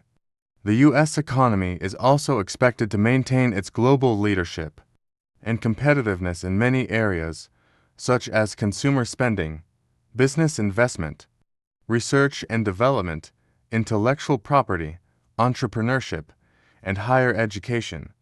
However, the U.S. economy also faces some headwinds and uncertainties that could affect its performance and prospects, such as inflationary pressures, labor shortages, supply chain disruptions, trade tensions, geopolitical risks, fiscal imbalances, social polarization, and political gridlock. To overcome these challenges and seize these opportunities, the U.S. economic development needs to pursue some strategic objectives and priorities that can enhance its growth potential, resilience, and inclusiveness. Some of these objectives and priorities are boosting productivity and innovation by investing in infrastructure, digitalization, clean energy, advanced manufacturing, and scientific research, fostering a business-friendly environment that supports entrepreneurship, competition, and market access, and strengthening the protection and enforcement of intellectual property rights, developing skills and talent by improving the quality and accessibility of education from early childhood to higher education, expanding vocational training and lifelong learning opportunities for workers, and attracting and retaining high-skilled immigrants and foreign students, building vibrant and sustainable communities by promoting urban renewal, rural development, regional cooperation, and place-based policies, enhancing public services, amenities, and livability, and addressing environmental challenges, such as pollution, natural disasters, and climate change, ensuring equitable and inclusive futures by reducing poverty, inequality, and discrimination, expanding social protection, health care, and affordable housing, supporting vulnerable groups such as minorities, women, youth, elderly, and disabled, and fostering social mobility, civic engagement, and cultural diversity. Economic policy is the set of actions and strategies that a government uses to influence the performance and direction of its economy. Economic policy can be divided into four main categories: monetary policy, fiscal policy, industrial policy, and trade policy. Each of these policies has different objectives, instruments, and outcomes. Let's take a closer look at each one. Monetary policy is the process by which the central bank of a country controls the supply and cost of money in the economy. The main objective of monetary policy is to maintain price stability, which means keeping inflation low and stable. Inflation is the general increase in the prices of goods and services over time. High inflation can erode the purchasing power of money and create uncertainty and instability in the economy. Low inflation can also be problematic, as it can indicate weak demand and deflationary pressures. The main instrument of monetary policy is the interest rate, which is the price of borrowing money. The central bank can raise or lower the interest rate to influence the demand and supply of money in the economy. A higher interest rate makes borrowing more expensive and saving more attractive, which reduces the amount of money circulating in the economy. A lower interest rate makes borrowing cheaper and saving less attractive, which increases the amount of money circulating in the economy. The central bank also uses other tools to conduct monetary policy, such as open market operations, reserve requirements, discount window lending, and quantitative easing. Open market operations are the buying and selling of government securities by the central bank to inject or withdraw money from the banking system. Reserve requirements are the minimum amount of cash that banks must hold as a percentage of their deposits. Discount window lending is the provision of short-term loans by the central bank to banks that face liquidity problems. Quantitative easing is an unconventional monetary policy that involves creating new money and using it to buy large-scale assets, such as government bonds or mortgage-backed securities, to lower long-term interest rates and stimulate economic activity. In America, monetary policy is conducted by the Federal Reserve System, also known as the Fed. The Fed is an independent institution that consists of a board of governors in Washington, D.C., and 12 regional Federal Reserve banks across the country. The Fed's main decision-making body is the Federal Open Market Committee, which consists of 7 members of the Board of Governors and 5 presidents of regional Federal Reserve banks. The FOMC meets 8 times a year to review economic conditions and decide on the appropriate level of interest rate and other monetary policy actions. The Fed has a dual mandate from Congress to promote maximum employment and stable prices. The Fed defines maximum employment as a level that is consistent with the efficient functioning of the labor market, where there are enough jobs for all willing workers, but not so many that employers have difficulty finding qualified workers. The Fed defines stable prices as an inflation rate that is close to 2% over the long run, as measured by the annual change in the Personal Consumption Expenditures Price Index.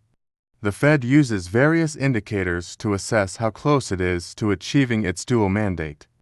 One of these indicators is the unemployment rate, which measures the percentage of people in the labor force who are actively looking for work but cannot find it. Another indicator is inflation expectations, which measure how much people expect prices to change in the future. The Fed also monitors other aspects of economic activity, such as GDP growth, consumer spending, business investment, housing market conditions, international trade, financial markets, and global developments. The Fed's monetary policy stance can be described as either expansionary or contractionary. Expansionary monetary policy means lowering interest rates and increasing the money supply to stimulate economic growth and reduce unemployment. Contractionary monetary policy means raising interest rates and decreasing the money supply to slow down economic growth and prevent inflation from rising too high. The Fed's monetary policy has been highly accommodative since 2008, when it responded to the global financial crisis and recession by cutting its key interest rate to near zero and launching several rounds of quantitative easing.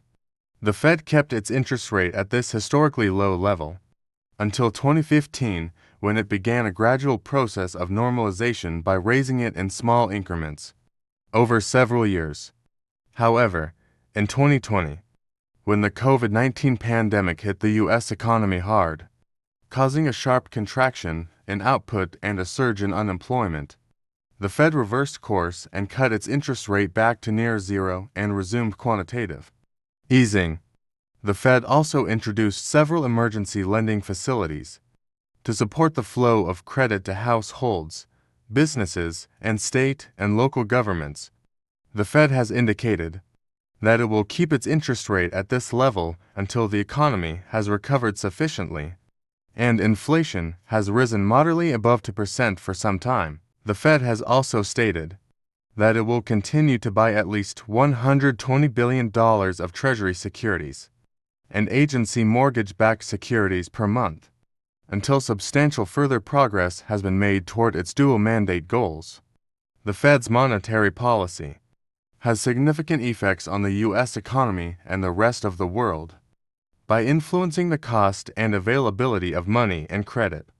The Fed affects the spending, saving, and investment decisions of households, businesses, and governments. These decisions, in turn, affect the overall level of economic activity, employment, income, prices, and interest rates in the country. The Fed's monetary policy also affects the exchange rate of the U.S. dollar against other currencies, which affects the competitiveness of U.S. exports and imports in global markets. Moreover, the Fed's monetary policy influences the expectations and confidence of economic agents, which can have important feedback effects on their behavior and outcomes. The Fed's monetary policy faces several challenges and limitations in achieving its objectives. One challenge is the uncertainty and complexity of the economic environment, which makes it difficult to predict how the economy will evolve and how it will respond to monetary policy actions. Another challenge is the time lag between when a monetary policy action is taken and when its effects are felt in the economy, which can vary depending on the state of the economy and financial markets. A third challenge is the zero lower bound on interest rates, which limits the ability of the Fed to provide further stimulus by cutting interest rates when they are already near zero. A fourth challenge is a trade-off between stabilizing inflation and stabilizing output and employment, which may arise when inflation is above or below the Fed's target, while output or employment is below their potential levels. A limitation of monetary policy is that it cannot address all economic problems or achieve all economic goals by itself. Monetary policy is most effective when it works in coordination with fiscal policy, which is the use of government spending and taxation to influence the economy. Fiscal policy can complement monetary policy by providing direct stimulus or relief to specific sectors or groups of people that are most affected by economic shocks or downturns. Fiscal policy can also support long-term economic growth by investing in public goods such as infrastructure, education, healthcare, research and development, and environmental protection. Fiscal policy is determined by Congress and the President through legislation and budgeting processes. The main objectives of fiscal policy are to promote economic growth, create jobs, reduce inequality, balance the budget, and maintain fiscal sustainability. The main instruments of fiscal policy are government spending and government revenues. Government spending can be divided into mandatory spending and discretionary spending. Government revenues can be divided into individual income taxes, corporate income taxes, payroll taxes, excise taxes, estate taxes, tariffs. The difference between government spending and government revenues in a given year is called the budget deficit or surplus. The budget deficit or surplus measures the fiscal stance of the government. A budget deficit means that the government is spending more than it is collecting in revenues, while a budget surplus means that the government is spending less than it is collecting in revenues. A budget deficit can be financed by borrowing from domestic or foreign sources or by printing money. A budget surplus can be used to repay debt or to accumulate savings. The cumulative amount of money that the government owes to its creditors at any point in time is called the public debt or national debt. The public debt measures the fiscal sustainability of the government. A high public debt means that the government has a large financial obligation that may limit its ability to borrow more or to spend more in the future. The public debt can be expressed as a nominal amount or as a percentage of GDP. The latter measure indicates how large the public debt is relative to the size of the economy. In 2020, due to the COVID-19 pandemic and its economic consequences, the U.S. government implemented a massive fiscal stimulus package worth about $2.2 trillion, or 10% of GDP, to provide relief and support to individuals, businesses, and state and local governments affected by the crisis. The package included direct payments to households, expanded unemployment benefits, loans and grants to small businesses, aid to hospitals and healthcare providers, funding for vaccine development and distribution, and other measures. The package was followed by another stimulus package, worth about $900 billion, or 4% of GDP, in December 2020, which extended some of the previous provisions and added new ones. In March 2021, the U.S. government passed a third stimulus package worth about $1.9 trillion, or 9% of GDP, which included another round of direct payments to households, increased unemployment benefits, aid to state and local governments, funding for schools and child care, tax credits for families and workers, and other measures.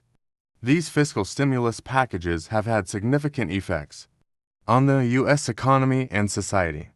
On the positive side, they have helped to mitigate the economic impact of the pandemic by providing income support to millions of Americans who lost their jobs or income, preventing many businesses from going bankrupt or laying off workers, by supporting the healthcare system and the public health response to the virus, by boosting consumer spending and confidence, and by stimulating economic growth and recovery. According to some estimates, the fiscal stimulus packages have added about 4 percentage points to U.S. GDP growth in 2020, and will add another 6 percentage points in 2021.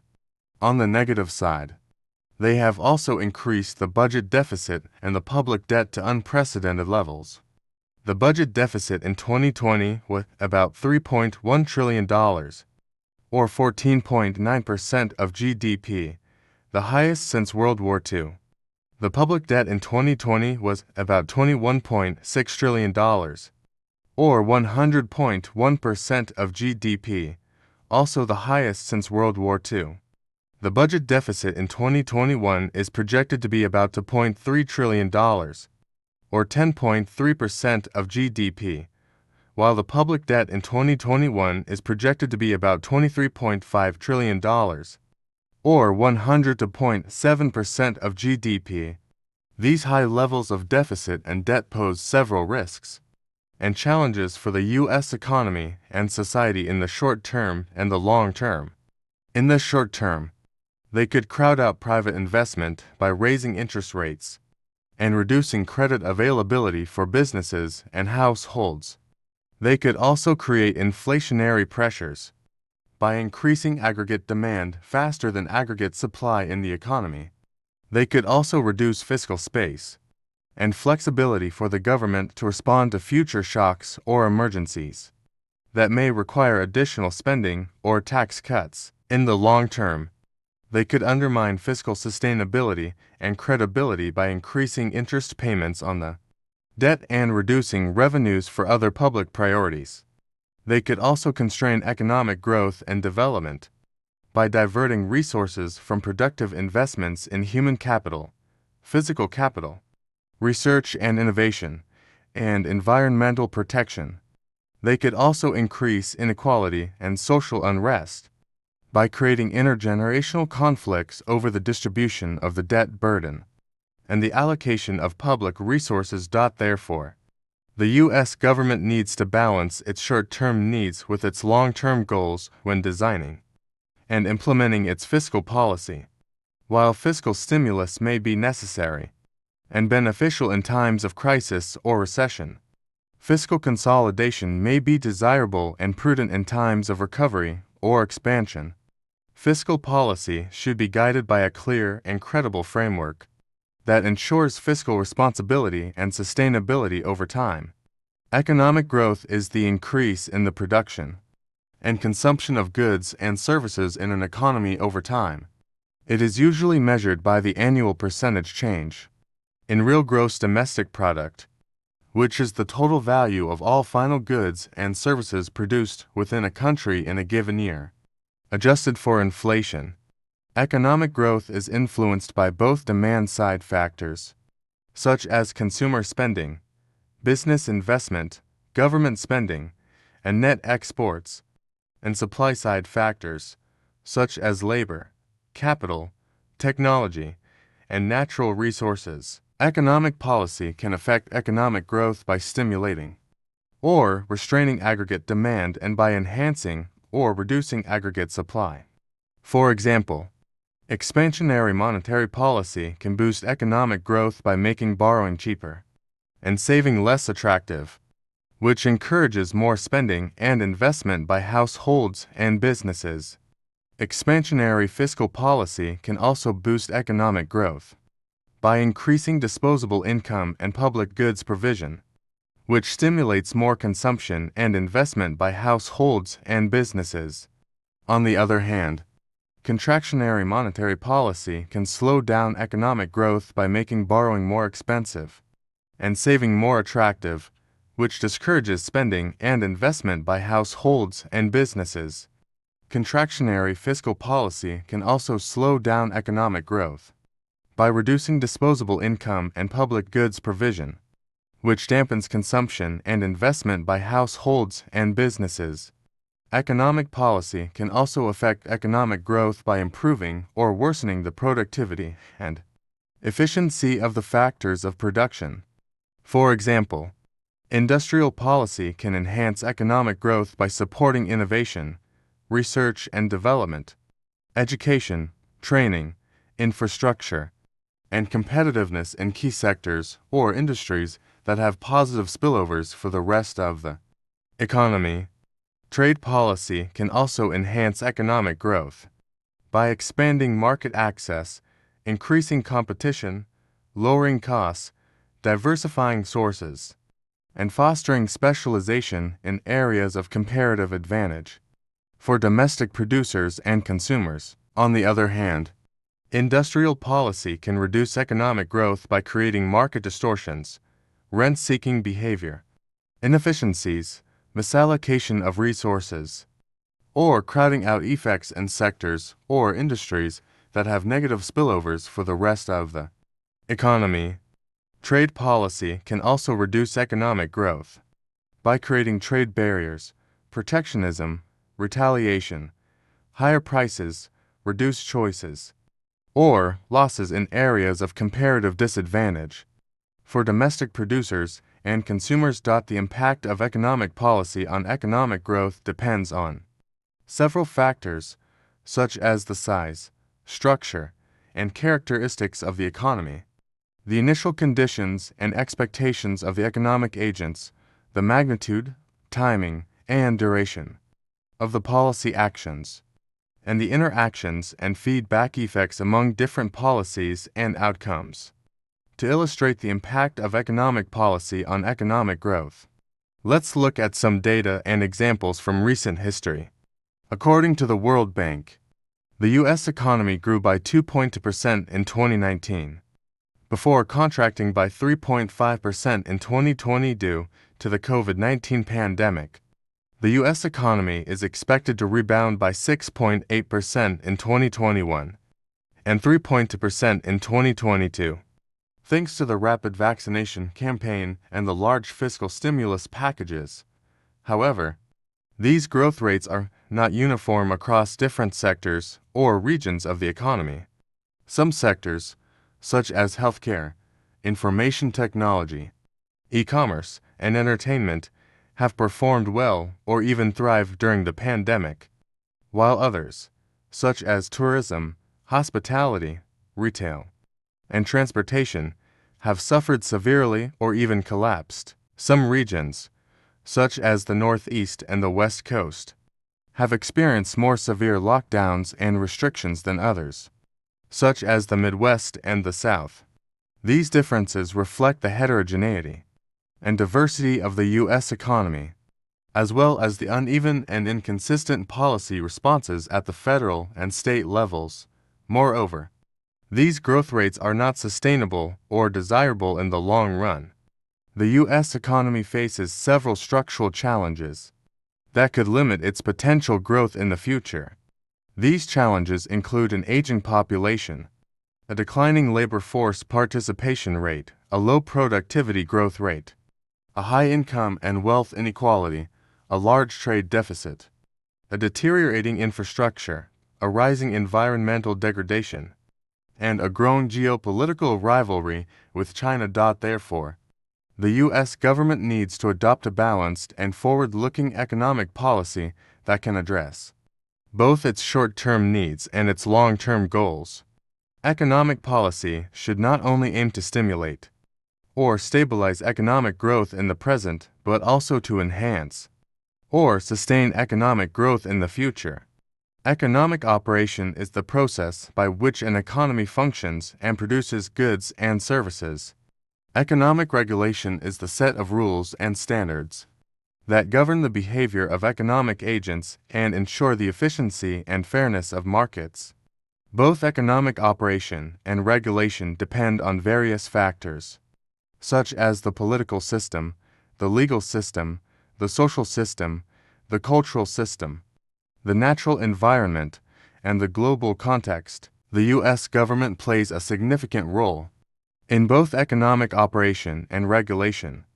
The U.S. Constitution grants the federal government certain powers related to economic matters, such as regulating interstate and foreign commerce, coining money and regulating its value, imposing taxes and tariffs, borrowing money, establishing bankruptcy laws, promoting science and technology, providing for the common defense and general welfare, and making all laws necessary and proper for carrying out these powers. However, the U.S. Constitution also limits the federal government's powers by reserving some rights to the states or the people. The states have their constitutions and laws that regulate various aspects of their economies, such as property rights, contracts, corporations, banking, insurance, labor relations, consumer protection, environmental protection, public health, education, transportation, energy, agriculture, etc. The states also have their taxation systems that generate revenues for their public expenditures. The U.S. government operates under a system of federalism that divides authority between different levels of government: federal, state, local, tribal, and territorial. Each level of government has its own elected officials who represent their constituents' interests and make decisions on economic policies and programs. Each level of government also has its administrative agencies that implement and enforce these policies and programs. The U.S. government also operates under a system of separation of powers that distributes power among three branches of government: legislative, executive, and judicial. Each branch of government has its functions and responsibilities related to economic operation and regulation. Each branch of government also has its checks and balances that prevent any branch from becoming too powerful or abusing its authority.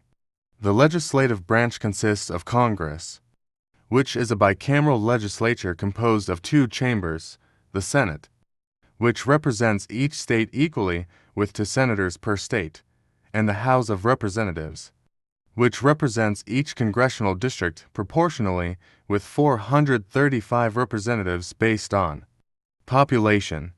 Congress makes federal laws that affect various aspects of the economy, such as taxation, spending, borrowing, trade, immigration, agriculture, transportation, energy, healthcare, education, etc. Congress also oversees the executive branch through committees, hearings, investigations, subpoenas, audits, reports, etc.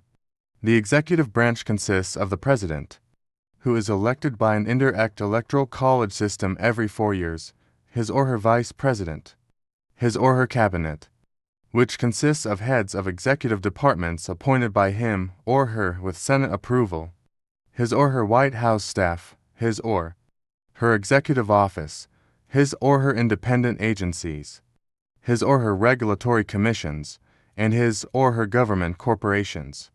The President executes and enforces federal laws and policies that affect various aspects of the economy, such as monetary policy, fiscal policy, trade policy, industrial policy, foreign policy, national security policy, environmental policy, social policy, etc. The President also appoints federal judges and other officials with Senate approval, negotiates treaties and executive agreements with foreign countries with Senate approval, or congressional authorization, issues executive orders and proclamations, grants pardons and reprieves, and commands the armed forces as the commander-in-chief.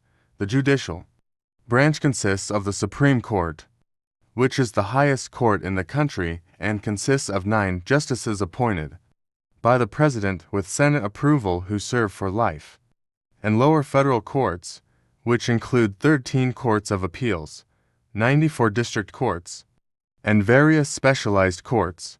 The judicial branch interprets and applies federal laws and the Constitution to cases and controversies that arise within its jurisdiction. The judicial branch also reviews the constitutionality and legality of actions taken by the legislative and executive branches. Through the power of judicial review, the U.S. government faces many challenges and opportunities in its economic operation and regulation. In the 21st century, some of these challenges and opportunities include the COVID-19 pandemic, which has caused a severe public health crisis and an unprecedented economic shock, requires massive fiscal stimulus, monetary easing, social distancing, lockdowns, testing, tracing, vaccination, and recovery efforts. The climate change crisis, which poses serious threats to the environment, human health, food security, water resources, energy supply, infrastructure, biodiversity, national security, and global stability, requires urgent mitigation and adaptation actions. The technological revolution, which has brought rapid innovation and disruption in various sectors such as information technology, biotechnology, nanotechnology, robotics, artificial intelligence, blockchain, etc., requires new skills, regulations, standards, ethics, and governance. The globalization process, which has increased the interdependence and integration of countries in terms of trade, investment, migration, communication, culture, etc., requires more cooperation and coordination on global issues such as trade rules, financial stability, development assistance, human rights. The demographic transition, which has changed the size, structure, distribution, and diversity of the population in terms of age, gender, race, ethnicity, religion, etc., requires more attention to issues such as aging society, immigration reform, social inclusion, etc. The political polarization, which has widened the ideological gap between different parties, groups, and individuals in terms of values, beliefs, preferences, interests, etc., requires more dialogue, compromise, consensus, and civility. Economic management ability is the capacity of a country to design and implement sound economic policies that promote growth, stability, equity, and sustainability. Economic management ability depends on various factors, such as the quality of institutions, the level of human capital, the availability of information, the degree of transparency and accountability, the extent of participation and consultation, and the presence of external shocks or constraints. According to various indicators and rankings, America has a high economic management ability compared to most other countries. For example, The World Bank's Worldwide Governance Indicators measure 6 dimensions of governance: voice and accountability, political stability and absence of violence, government effectiveness, regulatory quality, rule of law, and control of corruption.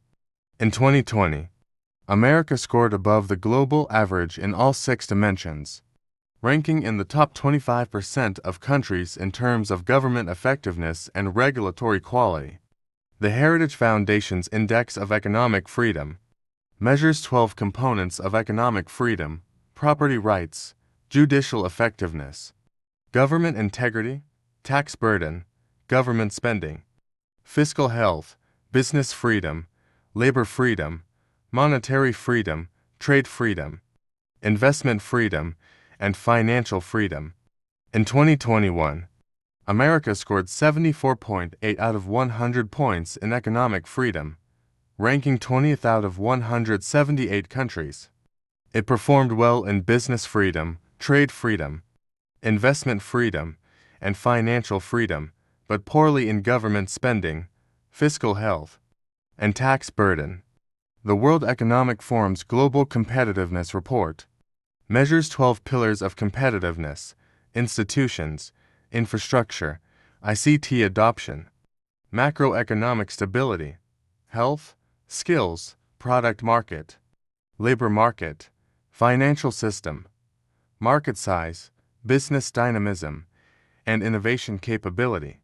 In 2019, America scored 83.7 out of 100 points in the Competitiveness Index, ranking 2nd out of 141 countries.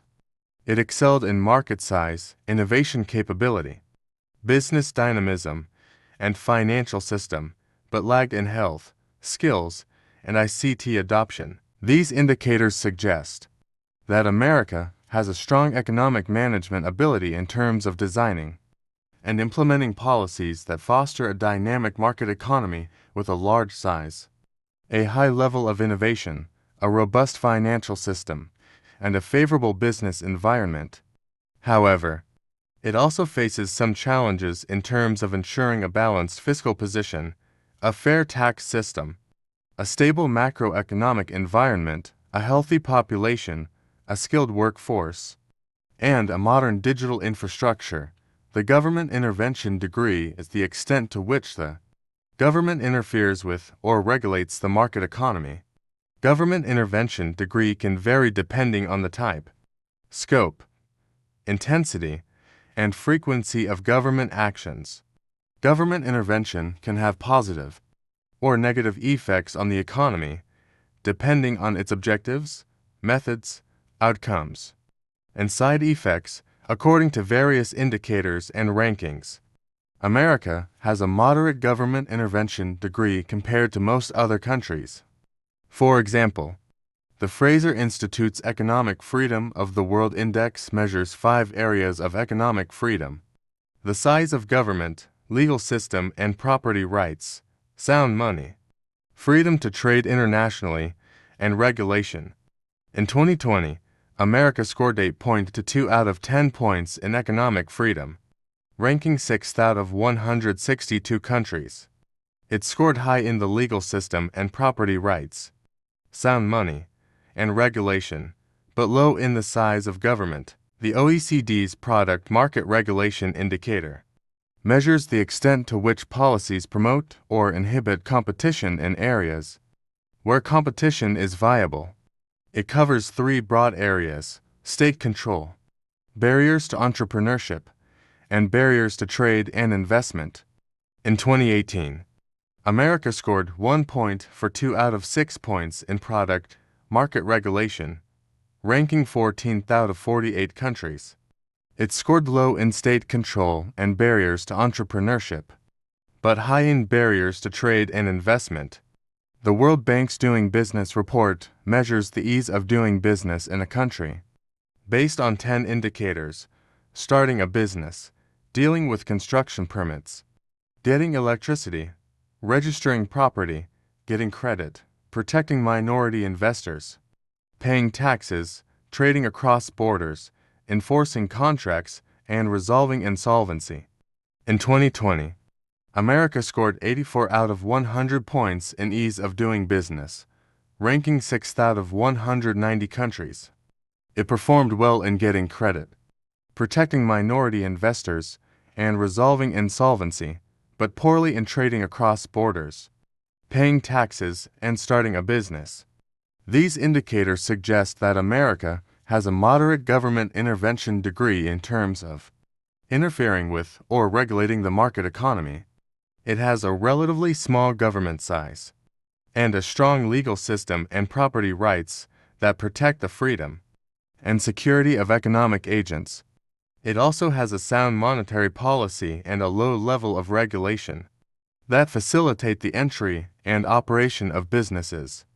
However, it also has a relatively high tax burden and trade barriers that hamper the efficiency and competitiveness of the economy. Policy effect is the impact of economic policies on the intended or unintended outcomes and goals.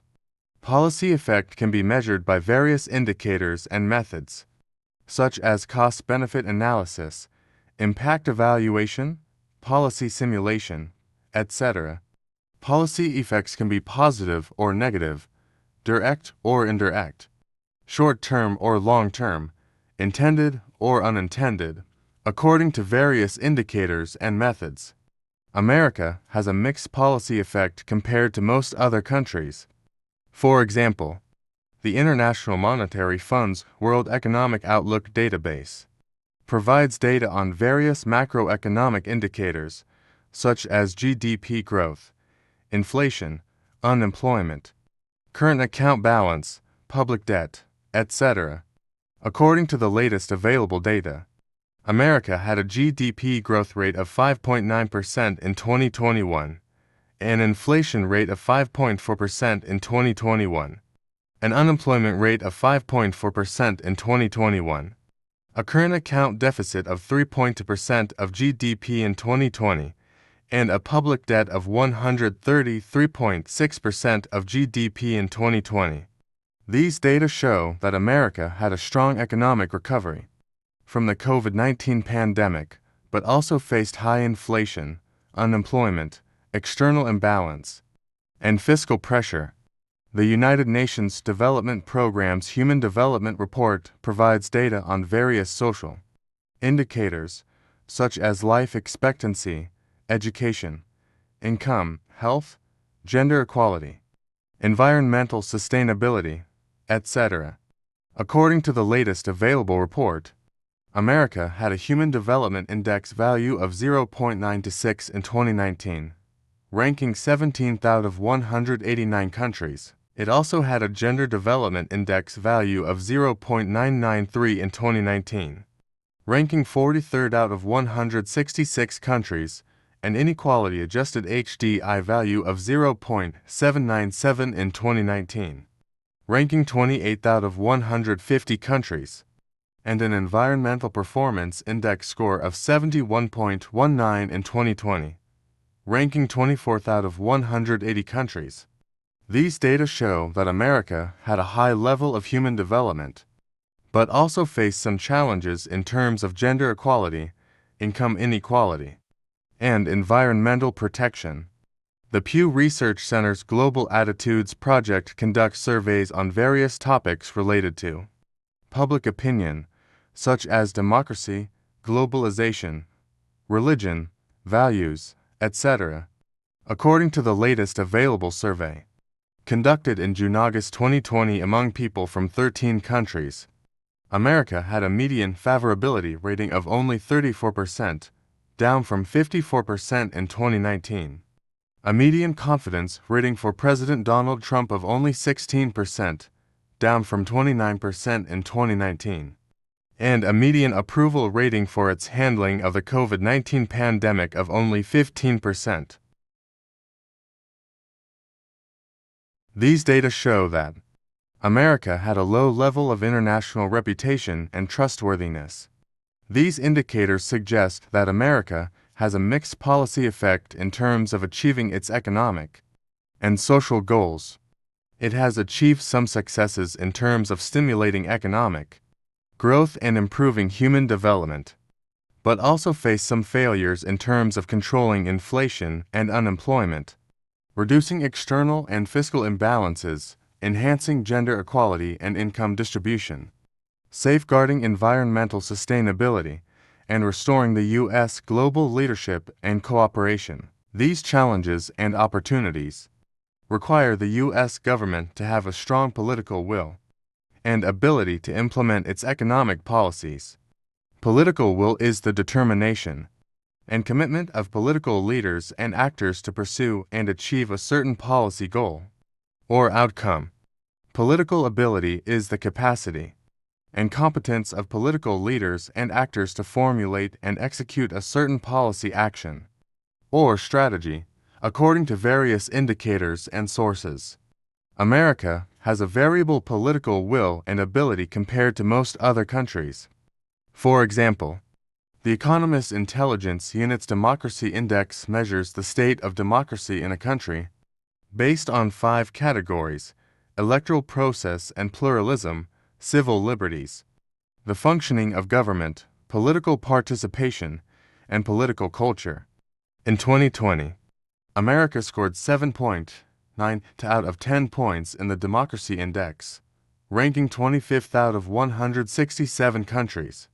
It scored high in the electoral process and pluralism and civil liberties, but low in the functioning of government and political participation. Transparency International's Corruption Perceptions Index measures the perceived level of public sector corruption in a country based on expert assessments and opinion surveys. In 2020, America scored 67 out of 100 points in the Corruption Perceptions Index, ranking 25th out of 180 countries. It scored above the global average of 43 points, but below the regional average of 70 points for Western Europe and North America. The Freedom House's Freedom in the World report measures the degree of civil liberties and political rights in a country, based on 25 indicators grouped into 7 categories: electoral process, political pluralism and participation, functioning of government, freedom of expression and belief, associational and organizational rights, rule of law, and personal autonomy and individual rights. In 2020, America scored 83 out of 100 points in Freedom in the World Index, ranking as a free country. It scored high in freedom of expression and belief, and associational and organizational rights, but low in the functioning of government and rule of law. These indicators suggest that America has a variable political will and ability in terms of implementing its economic policies. It has a democratic system that allows for free and fair elections, civil liberties, political pluralism, and participation, but also faces some challenges in terms of the functioning of government, corruption, rule of law, and political culture. It has a diverse and vibrant society that fosters innovation, creativity, entrepreneurship, activism, and civic engagement, but also faces some divisions and conflicts along ideological, partisan, racial, ethnic, religious, gender, class, or regional lines. Therefore, the U.S. government needs to have a clear vision, a coherent strategy, strong leadership, a broad consensus, effective communication, and flexible adaptation when designing and implementing its economic policies. Economic policies should not only reflect the interests and preferences of the current generation, but also the needs and aspiration of the future generations. Economic policy evaluation is the process of assessing the design, implementation, and impact of economic policies on various aspects of the economy and society. Economic policy evaluation can use various criteria, methods, data sources, and perspectives to measure and compare the performance of different policies or countries.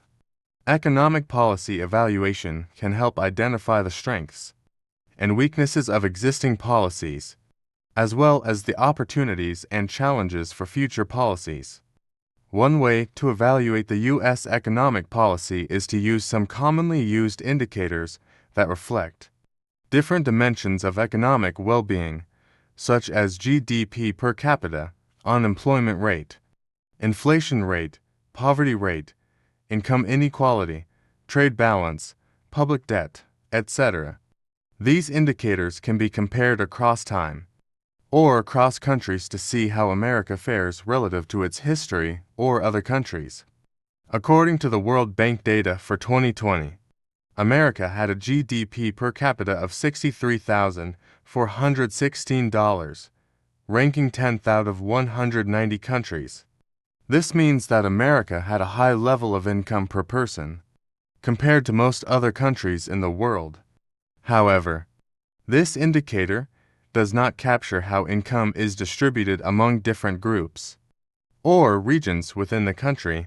According to the Bureau of Labor Statistics data for December 2021, America had an unemployment rate of 3.9%, down from 6.7% a year ago. This means that America had a low level of joblessness compared to many other countries in the world. However, this indicator does not capture how many people are underemployed or discouraged from looking for work. According to the Bureau of Economic Analysis data, for November 2021, America had an inflation rate of 6.8%, up from 1.2% a year ago. This means that America had a high level of price increase compared to most other countries in the world. However, this indicator does not capture how inflation affects different goods or services, or different groups or regions within the country. According to the Census Bureau data for 2020, America had a poverty rate of 11.4%, down from 12% in 2019. This means that America had a moderate level of poverty compared to many other countries in the world. However, this indicator does not capture how poverty is measured or defined or how it varies by age, race, gender, education, etc. According to the World Bank data for 2019, America had a Gini index of 41.4, up from 40.8 in 2018. This means that America had a high level of income inequality compared to most other countries in the world. However, this indicator does not capture how income inequality affects social mobility or political stability or how it changes over time. According to the Bureau of Economic Analysis data, for November 2021, America had a trade deficit of $80.2 billion, up from $68 billion a year ago. This means that America imported more goods and services than it exported compared to most other countries in the world. However, this indicator does not capture how trade affects production or consumption, or how it relates to exchange rates or foreign investment. According to the Congressional Budget Office data, for September 2021, America had a public debt of $28.8 trillion, up from $26.9 trillion a year ago. This means that America borrowed more money than it repaid compared to most other countries in the world. However, this indicator does not capture how public debt affects interest rates or fiscal sustainability, or how it depends on economic growth or tax revenues. These indicators show that the U.S. economic policy has mixed results in terms of achieving its goals. On one hand, America has achieved some successes in terms of stimulating economic growth and reducing unemployment and poverty amid the COVID-19 pandemic and its aftermath. On the other hand, America has faced some failures in terms of controlling inflation and reducing income inequality, trade deficit, and public debt. These results reflect the trade-offs and challenges that the U.S. economic policymakers have to face in balancing different objectives and constraints. Another way to evaluate the U.S. economic policy is to use some international rankings or reports that compare different countries based on various criteria or indicators related to economic policy. These rankings or reports can provide a comprehensive and comparative perspective on how America performs relative to other countries. in terms of its economic policy outcomes. According to the Heritage Foundation's Index of Economic Freedom, 2021, America ranked 20th out of 178 countries in terms of economic freedom, with a score of 74.8 out of 100. This means that America had a moderately free economy compared to most other countries in the world. The index measures for broad areas of economic freedom: rule of law, government size, regulatory efficiency, and open markets. America scored well in business freedom, trade freedom, investment freedom, and financial freedom, but poorly in government spending, fiscal health, and tax burden. According to the World Economic Forum's Global Competitiveness Report 2019, America ranked second out of 141 countries in terms of competitiveness, with a score of 83.7 out of 100. This means that America had a highly competitive economy compared to most other countries in the world. The report measures 12 pillars of competitiveness: institutions, infrastructure, ICT adoption, macroeconomic stability, health, skills, product market, labor market, financial system, market size, business dynamism, and innovation capability. America excelled in market size, innovation capability, business dynamism, and financial system, but lagged in health, skills, and ICT adoption. According to the World Bank's Doing Business Report, 2020, America ranked 6th out of 190 countries in terms of ease of doing business, with a score of 84 out of 100. This means that America had a favorable business environment compared to most other countries in the world. The report measures 10 indicators of doing business: starting a business, dealing with construction permits, getting electricity, registering property, getting credit, protecting minority investors, paying taxes, trading across borders, enforcing contracts, and resolving insolvency. America performed well in getting credit, protecting minority investors, and resolving insolvency, but poorly in trading across borders, paying taxes, and starting a business. These rankings and reports show that the U.S. economic policy has some strengths and weaknesses in terms of achieving its goals. On one hand, America has achieved some advantages in terms of fostering a dynamic market economy, with a large size, a high level of innovation, a robust financial system, and a favorable business environment.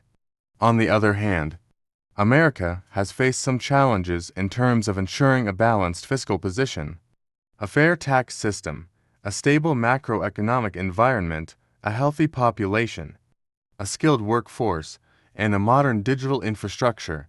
These strengths and weaknesses reflect the opportunities and threats that U.S. economic policymakers have to face in adapting to the changing global context and addressing emerging issues.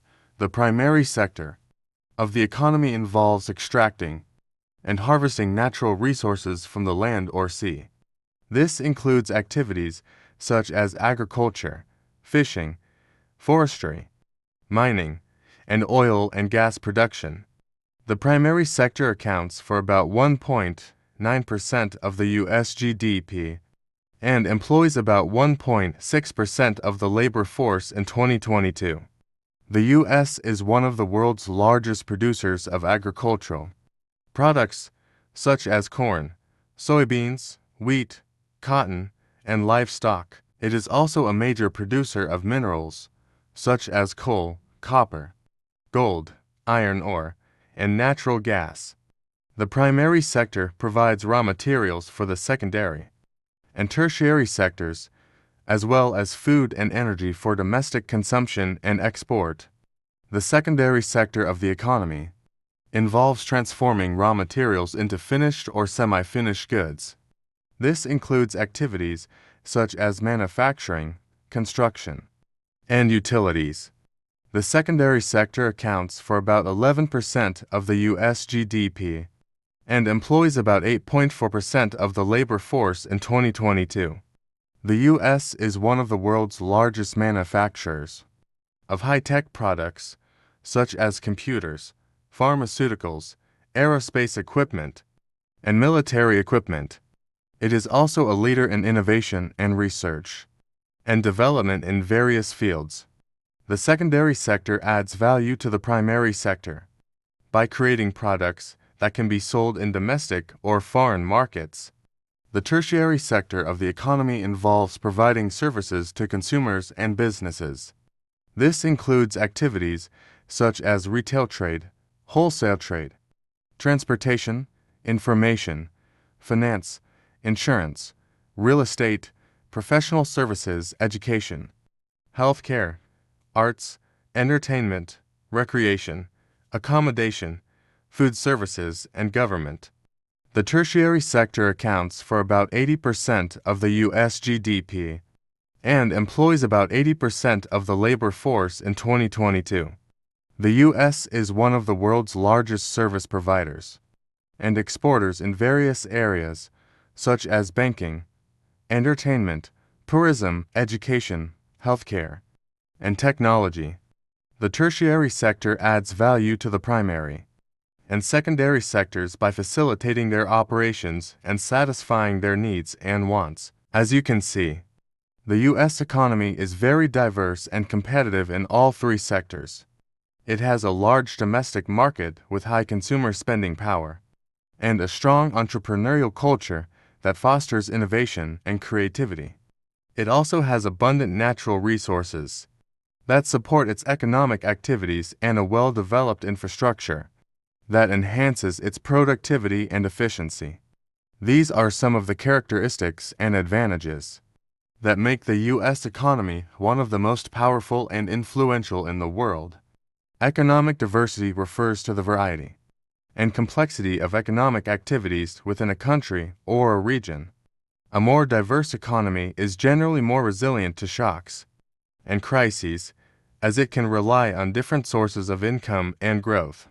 Economic diversity can be measured by indicators such as the number of sectors, subsectors, and products in an economy, the distribution of employment and output across sectors, and the degree of specialization or concentration of economic activities. The United States has a high level of economic diversity, as it produces and consumes a wide range of goods and services across different sectors and regions. According to the World Bank, the U.S. had 20 broad sectors in its economy in 2019, accounting for 99.9% of its GDP. The largest sector was finance, insurance, real estate, rental, and leasing, which contributed 21.1% of GDP, followed by government, professional and business services, manufacturing, healthcare, and social assistance.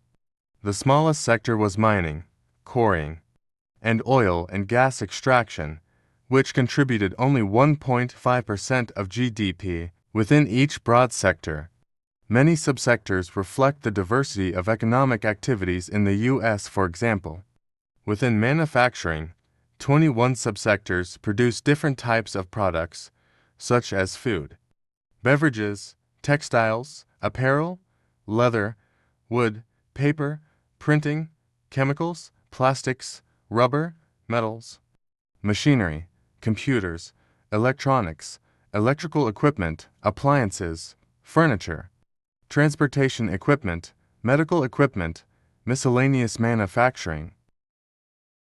The U.S. also has a diverse regional economy that reflects the geographic variation of natural resources, climate, population density, culture, history, and institutions.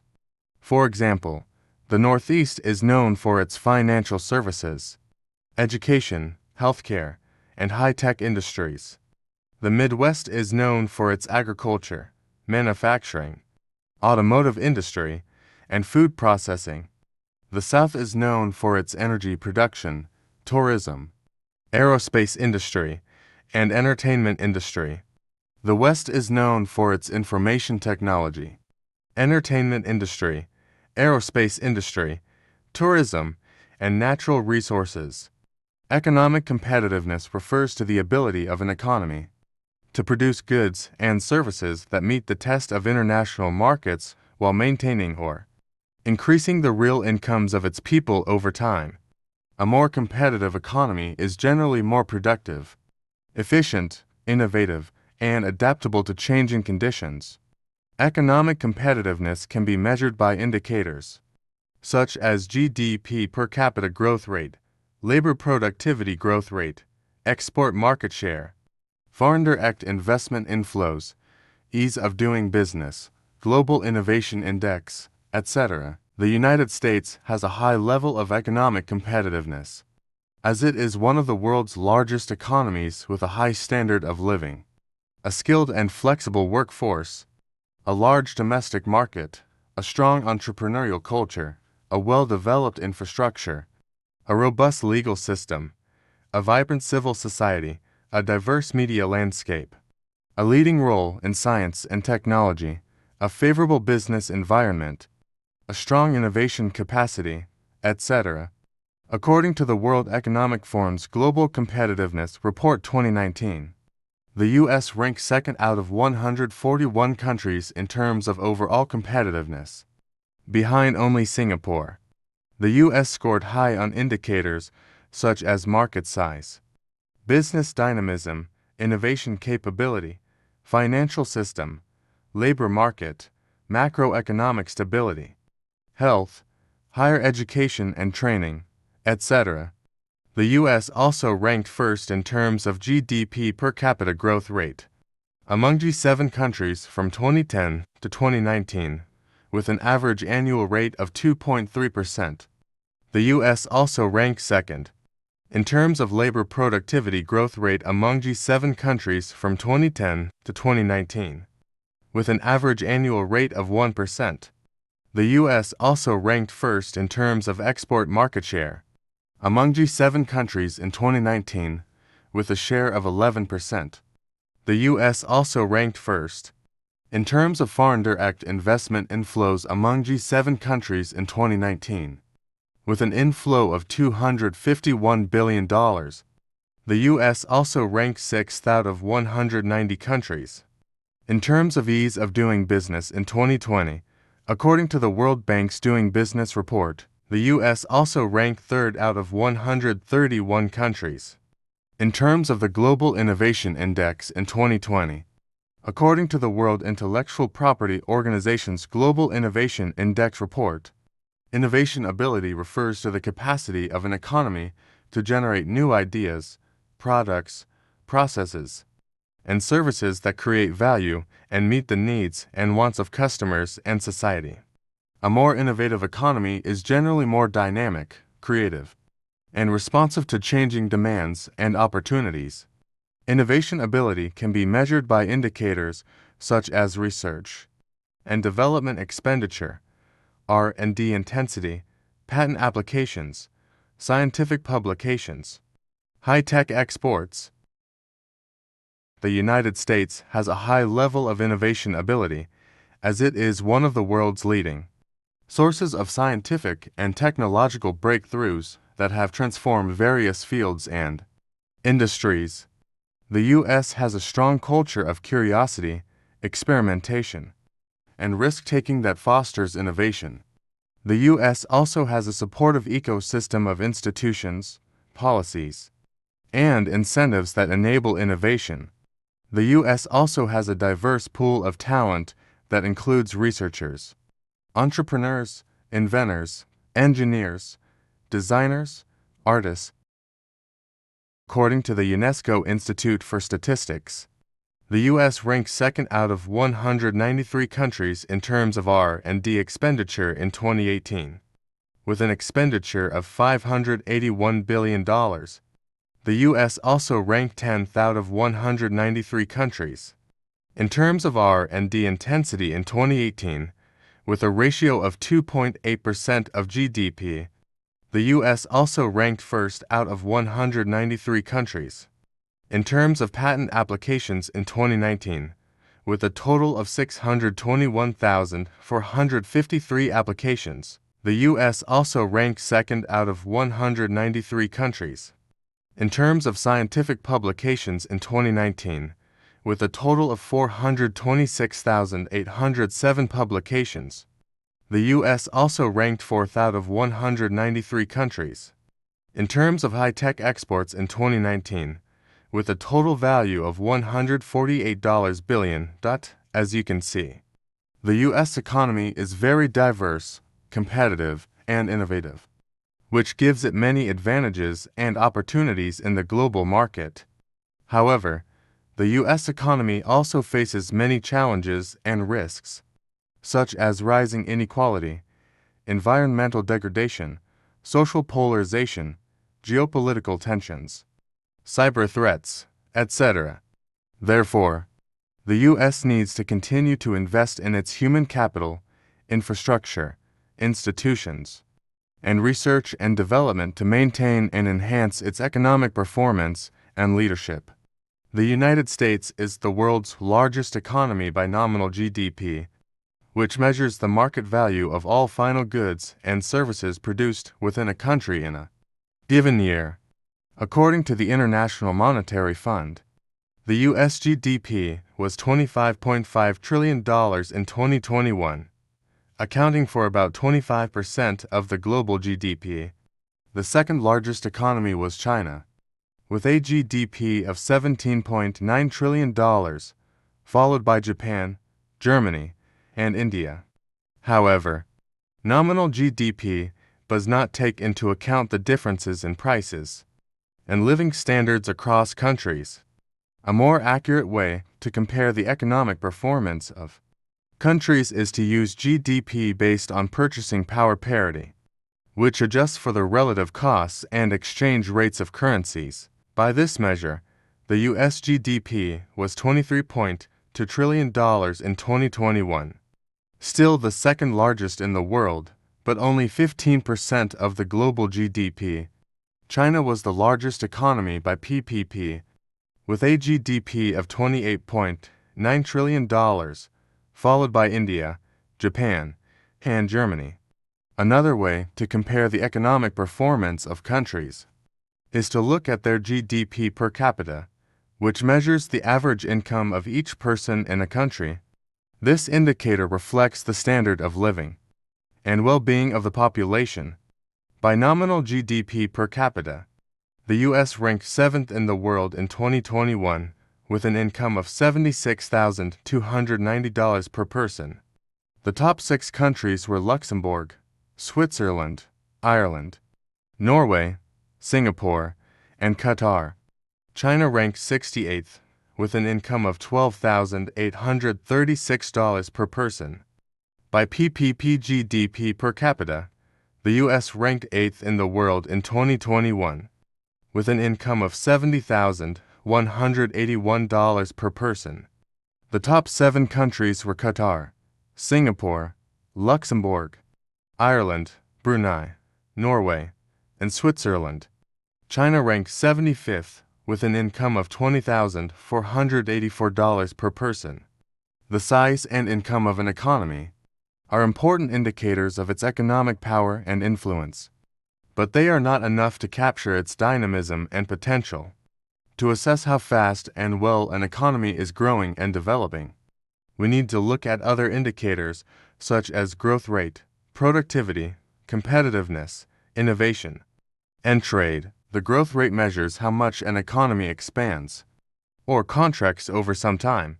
It is usually expressed as a percentage change in real GDP from one year to another. A positive growth rate means that an economy is producing more goods and services than before. A negative growth rate means that it is producing less. The U.S. economy grew by 5.7% in 2021, recovering from a contraction of 3.4% in 2020 due to the COVID-19 pandemic. This was the highest growth rate since 1984, when it grew by 7.2%. The U.S. growth rate was higher than the average growth rate of 4% for advanced economies, but lower than the average growth rate of 6% for emerging markets and developing economies. China's economy grew by 8% in 2021, rebounding from a slowdown of 2.3% in 2020. This was the lowest growth rate for China since 1990, when it grew by 3.9%. China's growth rate was higher than the global average growth rate of 5.9%, but lower than its own historical average growth rate of around 10% since 1980. Productivity measures how efficiently an economy uses its resources to produce goods and services. It is usually expressed as output per unit of input, such as output per worker or output per hour worked. A higher productivity means that an economy can produce more output with less input, or produce the same output with less input. Productivity is influenced by factors such as technology, innovation, education, skills, infrastructure, institutions, and policies. The U.S. economy had a productivity level of $115 per hour worked in 2020, according to data from the Conference Board. This was the highest productivity level among major economies, followed by Germany, France, Japan, and Canada. China's economy had a productivity level of $27 per hour worked in 2020, which was lower than the average productivity level of $36 for emerging markets. However, China's productivity level has increased significantly over time, from only $4 per hour worked in 2000. Competitiveness measures how well an economy can compete in domestic and international markets.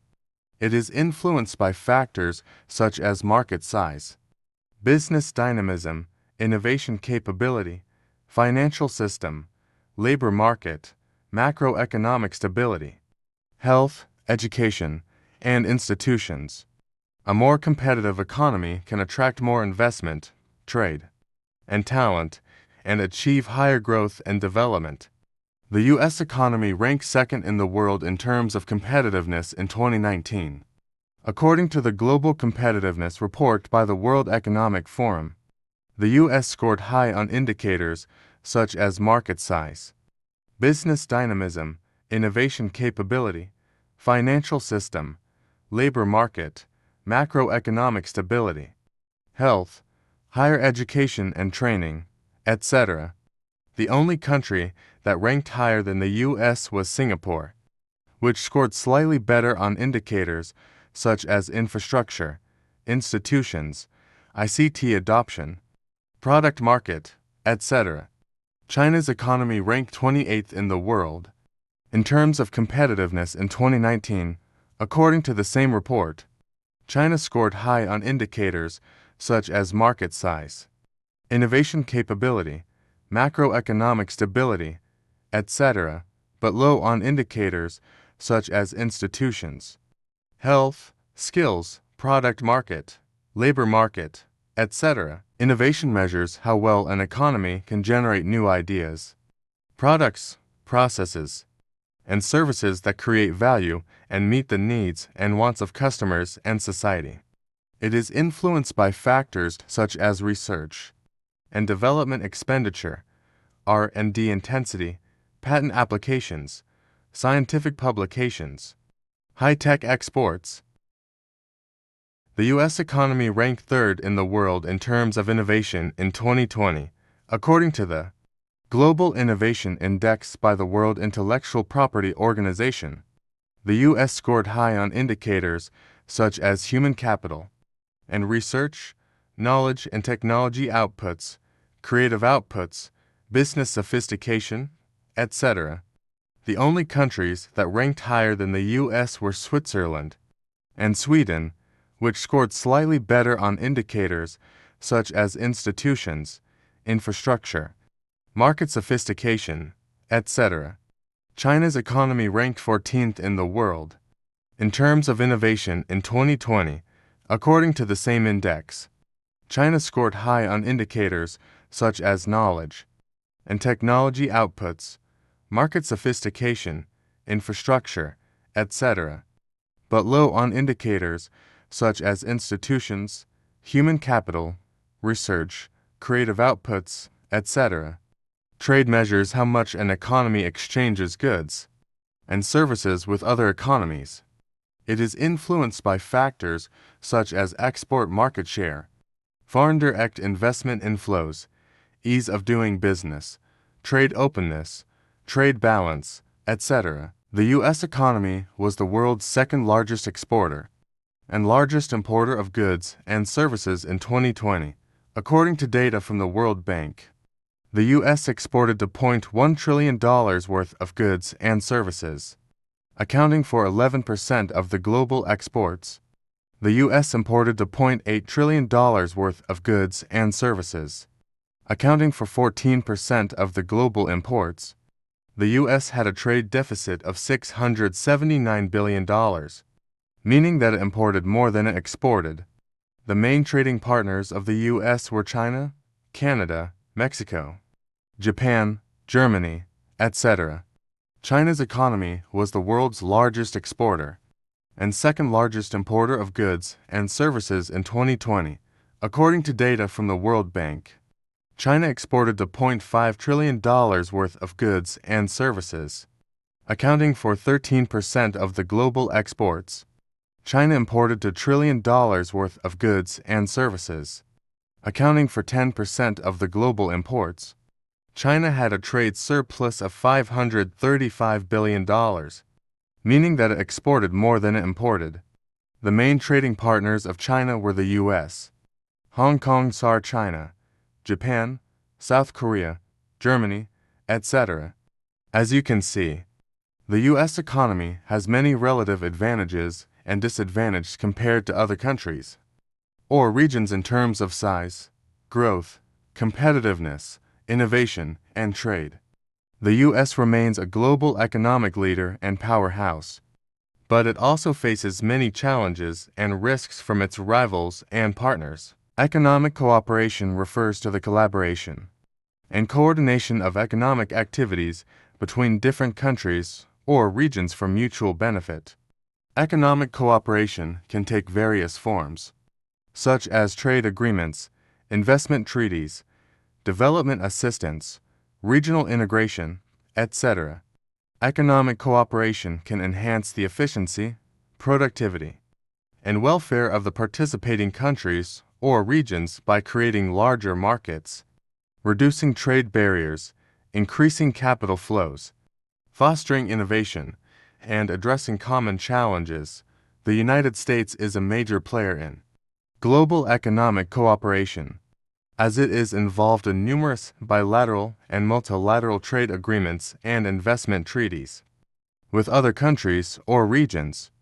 The U.S. is also a leading provider of development assistance to low- and middle-income countries, as well as a key member of various regional and international organizations that promote economic cooperation, such as the Organization of American States, the North American Free Trade Agreement, the United States-Mexico-Canada Agreement, the World Trade Organization, the International Monetary Fund, the World Bank Group, the Group of Seven, the Group of 20, etc. Some examples of U.S. economic cooperation with other countries or regions are: the USMCA is a free trade agreement between the U.S., Canada, and Mexico that replaced an AFTA in 2020. It aims to facilitate trade and investment among the three countries by eliminating tariffs on most goods, strengthening labor and environmental standards, enhancing intellectual property rights protection, modernizing rules of origin, etc. The USMCA covers a market of nearly 500 million consumers and a combined GDP of over $25 trillion. The Trans-Pacific Partnership was a proposed free trade agreement between 12 countries bordering the Pacific Ocean: Australia, Brunei, Canada, Chile, Japan, Malaysia, Mexico, New Zealand, Peru, Singapore, Vietnam, and the U.S. It was signed in 2016 but never ratified by the U.S., which withdrew from it in 2017 under President Donald Trump. The TPP aimed to create a comprehensive and high-standard trade bloc that would reduce tariffs and non-tariff barriers on goods and services, promote regional integration and cooperation, enhance labor and environmental standards, protect intellectual property rights, etc. The TPP would have covered a market of nearly 800 million people and a combined GDP of over $28 trillion. The African Growth and Opportunity Act is a trade preference program that provides duty-free access to the U.S. market for certain products from eligible sub-Saharan African countries. It was enacted in 2000 and has been extended several times until 2025. It aims to promote economic development and diversification in Africa by encouraging exports to the U.S., attracting foreign investment, enhancing regional integration, supporting good governance and human rights, etc. AGOA covers 39 African countries and over 6,000 products. In 2019, AGOA supported exports from Africa to the U.S. totaled $11.5 billion. Economic competition refers to the rivalry and conflict of interest between different countries or regions for gaining an advantage or dominance in economic activities. Economic competition can take various forms, such as trade wars, currency wars, sanctions, tariffs, subsidies, dumping, etc. Economic competition can affect the efficiency, productivity, and welfare of the competing countries or regions by creating market distortions, increasing costs, reducing profits, harming consumers. The United States faces intense economic competition from other countries or regions in various sectors and markets, especially from China, which has emerged as a major challenger to U.S. economic leadership and influence. The U.S.-China economic relationship is complex and multifaceted, involving both cooperation and competition on various issues, such as trade, investment, technology, innovation, intellectual property, currency, human rights, security, etc. Some examples of U.S. economic competition with other countries or regions are the U.S.-China trade war, an ongoing dispute between the U.S. and China over their trade policies and practices. It began in 2018 when the U.S. imposed tariffs on Chinese imports worth $250 billion, citing unfair trade practices by China, such as forced technology transfer, intellectual property theft, currency manipulation, etc. China retaliated by imposing tariffs on U.S. imports worth $110 billion. The trade war escalated in 2019 when both sides increased their tariffs on each other's goods. In January 2020, the U.S. and China signed a Phase 1 trade deal that partially de-escalated the trade war by reducing some tariffs and committing to increasing trade in certain sectors, such as agriculture, energy, and services. However, the trade war is not fully resolved and many issues remain unresolved, such as technology, innovation, and human rights. The trade war has had negative impacts on both economies and the global economy, such as slowing down growth, disrupting supply chains, increasing prices, reducing consumer confidence, etc. The US-EU Airbus-Boeing dispute is a long-standing conflict between the US and the European Union over their subsidies to their respective aircraft manufacturers, Airbus and Boeing. It began in 2004, when the US filed a complaint with the WTO against the EU for providing illegal subsidies to Airbus, which harmed Boeing's sales and market share. The EU filed a counter-complaint against the US for providing illegal subsidies to Boeing, which harmed Airbus's sales and market share. The WTO ruled in favor of both complaints and authorized both sides to impose retaliatory tariffs on each other's goods. In 2019, the U.S. imposed tariffs on EU goods worth $7.5 billion, including aircraft, cheese, wine, etc. In 2020, the EU imposed tariffs on U.S. goods worth $4 billion. including aircraft, cheese, wine, etc. In March 2021, the US and the EU agreed to suspend their tariffs for 4 months and seek a negotiated settlement of the dispute. The dispute has had negative impacts on both sides, and the global aviation industry, such as increasing costs, reducing profits, affecting jobs, etc. As you can see, the U.S. economy is involved in both cooperation and competition with other countries or regions, which have various advantages and disadvantages for its economic performance and prospects. The U.S. has many strengths, such as its large and diversified market, its innovative and entrepreneurial culture, its abundant natural resources, its well-developed infrastructure, its strong legal system, its influential role in global institutions, etc.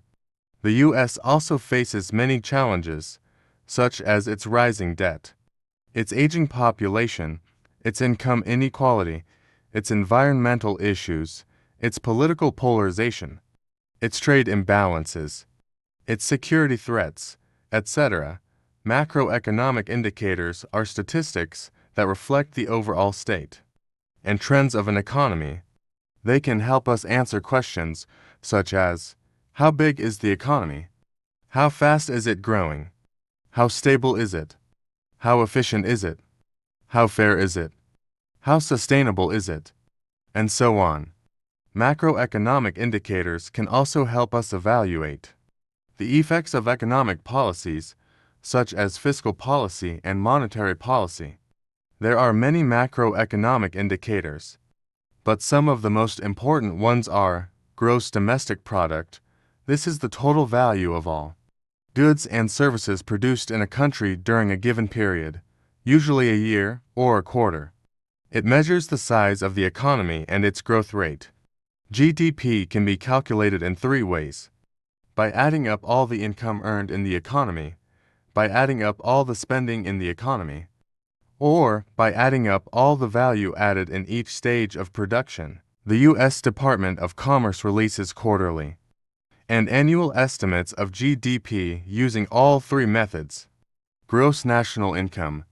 This is the total income earned by a country's residents, both domestically and abroad, during a given period. It measures the income available to the country and its citizens. GNI can be calculated by adding up GDP and net income from abroad. The World Bank publishes annual estimates of GNI for most countries. Consumer Price Index.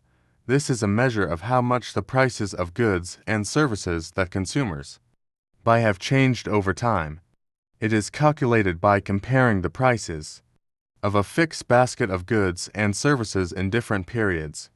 The CPI reflects the purchasing power and living standards of consumers, as well as the inflation rate in a country. The inflation rate is the percentage change in the CPI over a given period. A high inflation rate means that prices are rising faster than incomes, which reduces the purchasing power and living standards of consumers. A low or negative inflation rate means that prices are falling or stable, which increases the purchasing power and living standards of consumers. The U.S. Department of Labor releases monthly estimates of CPI for various categories of goods and services. Economic growth rate. This is the percentage change in real GDP over a given period, usually a year or a quarter. It measures how fast the economy is expanding or contracting. Real GDP is GDP adjusted for inflation, which means that it reflects changes in the quantity rather than the price of goods and services produced in a country. Economic growth can be influenced by many factors, such as consumer spending, business investment, government spending, net exports, productivity, innovation, population growth, human capital, natural resources, institutions, and policies. Unemployment rate. This is the percentage of people who are willing and able to work but cannot find a job. It is calculated by dividing the number of unemployed people by the total labor force.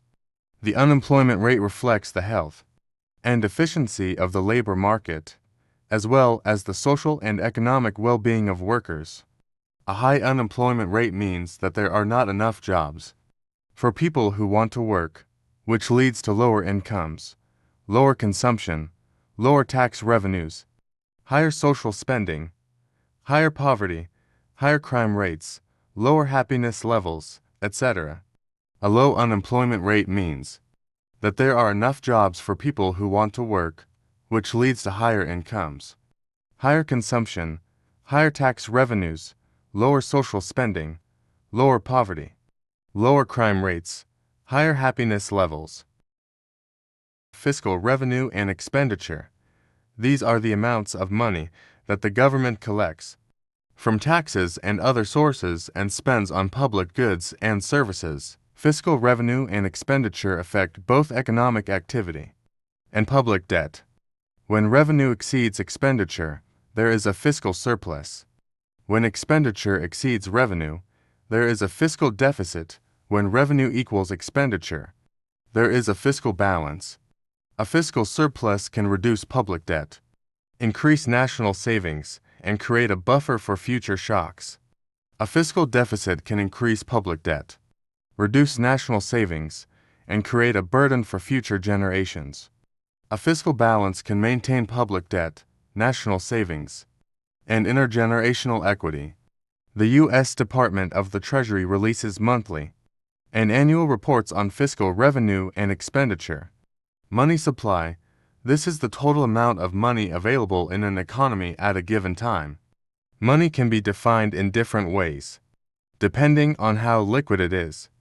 The most common measures of money supply are MO, M1, M2, and M3. The money supply affects the level of economic activity, the price level, the interest rate, and the exchange rate. The Federal Reserve, the central bank of the U.S., that controls the money supply through monetary policy. Social financing scale. This is a broad measure of credit and liquidity in an economy.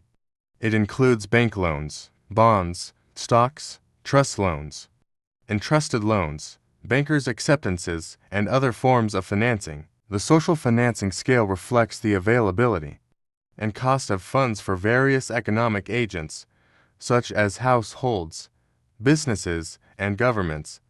It also indicates the degree of financial development and innovation in an economy. The People's Bank of China is the central bank of China that publishes monthly data on the social financing scale. Foreign trade and investment. These are the flows of goods, services, capital, and people across national borders. Foreign trade consists of exports and imports. Foreign investment consists of foreign direct investment and foreign portfolio investment. Foreign trade and investment affect the balance of payments, the exchange rate, domestic production, consumption, income, employment, prices, etc. The U.S. Department of Commerce releases monthly and annual data on foreign trade and investment.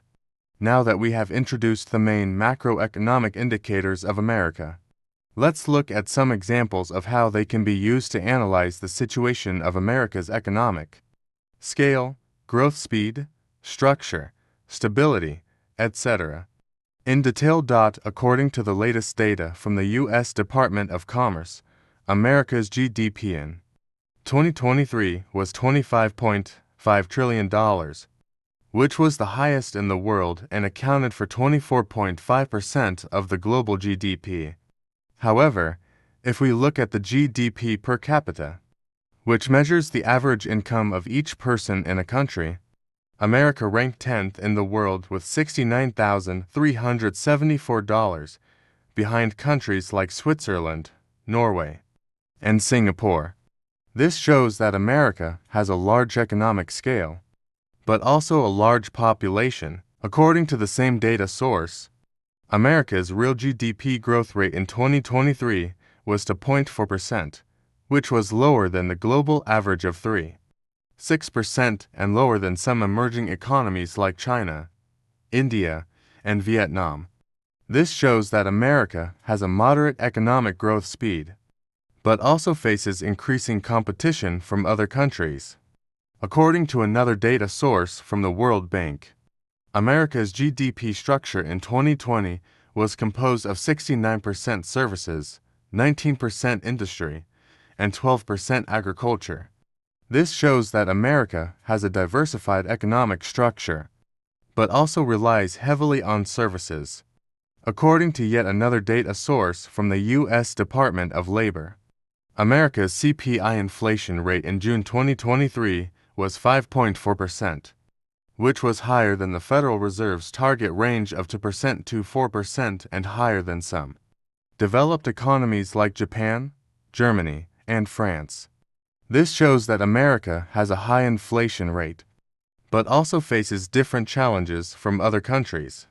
According to one more data source from the same department, America's unemployment rate in June 2023 was 5% in June 2023, which was lower than the peak of 14.8% in April 2020, but higher than the pre-pandemic level of 3.5% in February 2020. This shows that America has a moderate unemployment rate, but also faces a slow recovery from the COVID-19 crisis. According to the latest data from the U.S. Department of the Treasury, America's fiscal revenue in 2023 was $4.1 trillion, while its fiscal expenditure was $6.8 trillion, resulting in a fiscal deficit of $2.7 trillion, which was equivalent to 10.6% of GDP. This shows that America has a large fiscal deficit, but also spends a lot on public goods and services. According to the latest data from the Federal Reserve, America's money supply in June 2023 was $24.3 trillion, which was an increase of 18.7% from June 2020. This shows that America has a large money supply, but also faces a risk of inflation. According to the latest data from the People's Bank of China, China's social financing scale in June 2023 was 304 trillion yuan, which was an increase of 12.8% from June 2020. This shows that China has a large social financing scale, but also faces the challenge of financial regulation.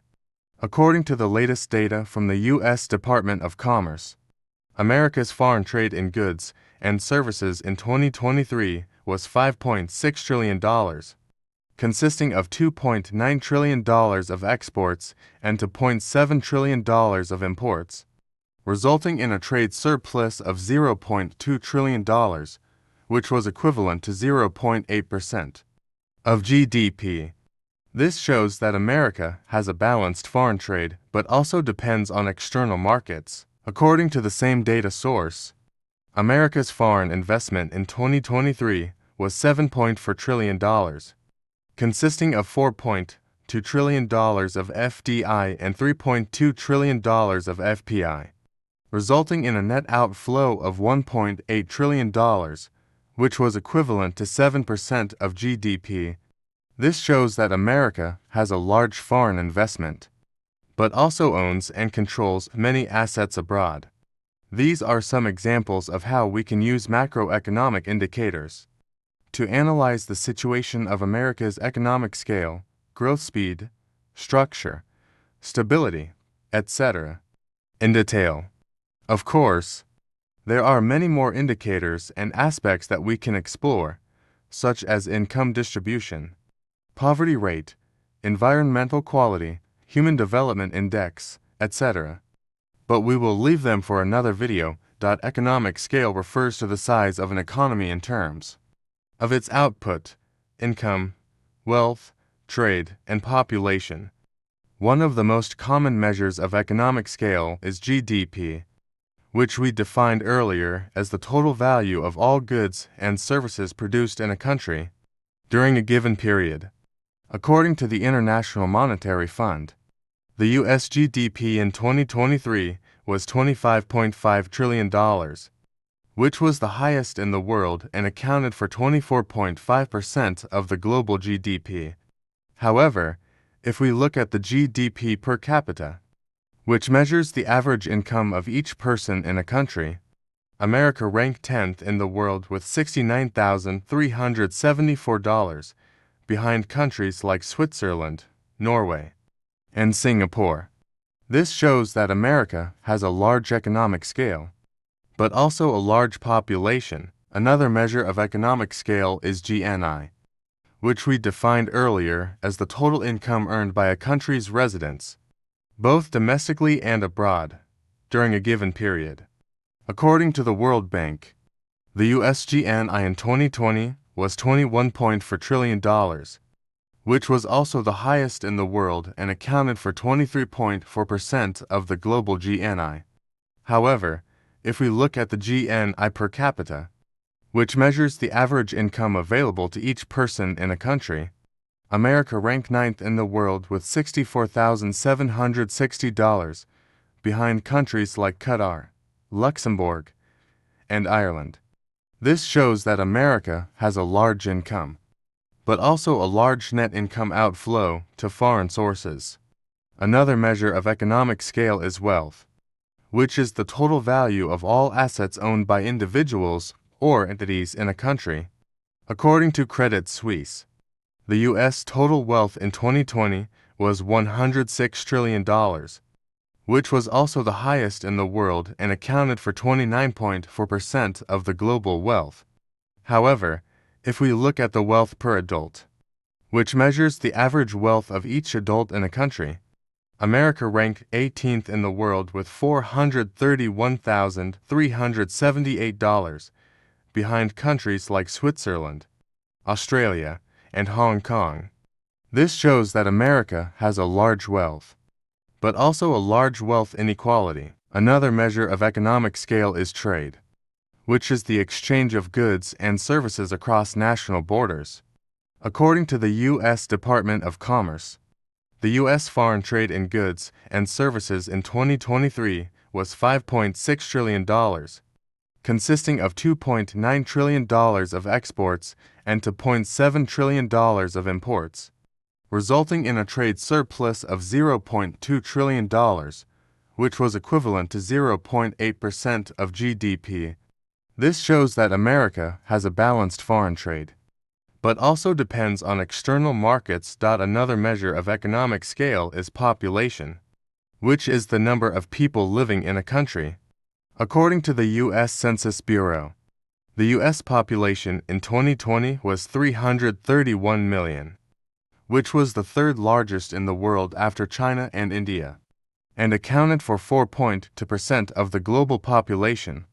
However, if we look at the population density, which measures the number of people per unit area, America ranked 179th in the world with 36 people per square kilometer, behind countries like Bangladesh, the Netherlands, and Japan. This shows that America has a large population, but also a large land area.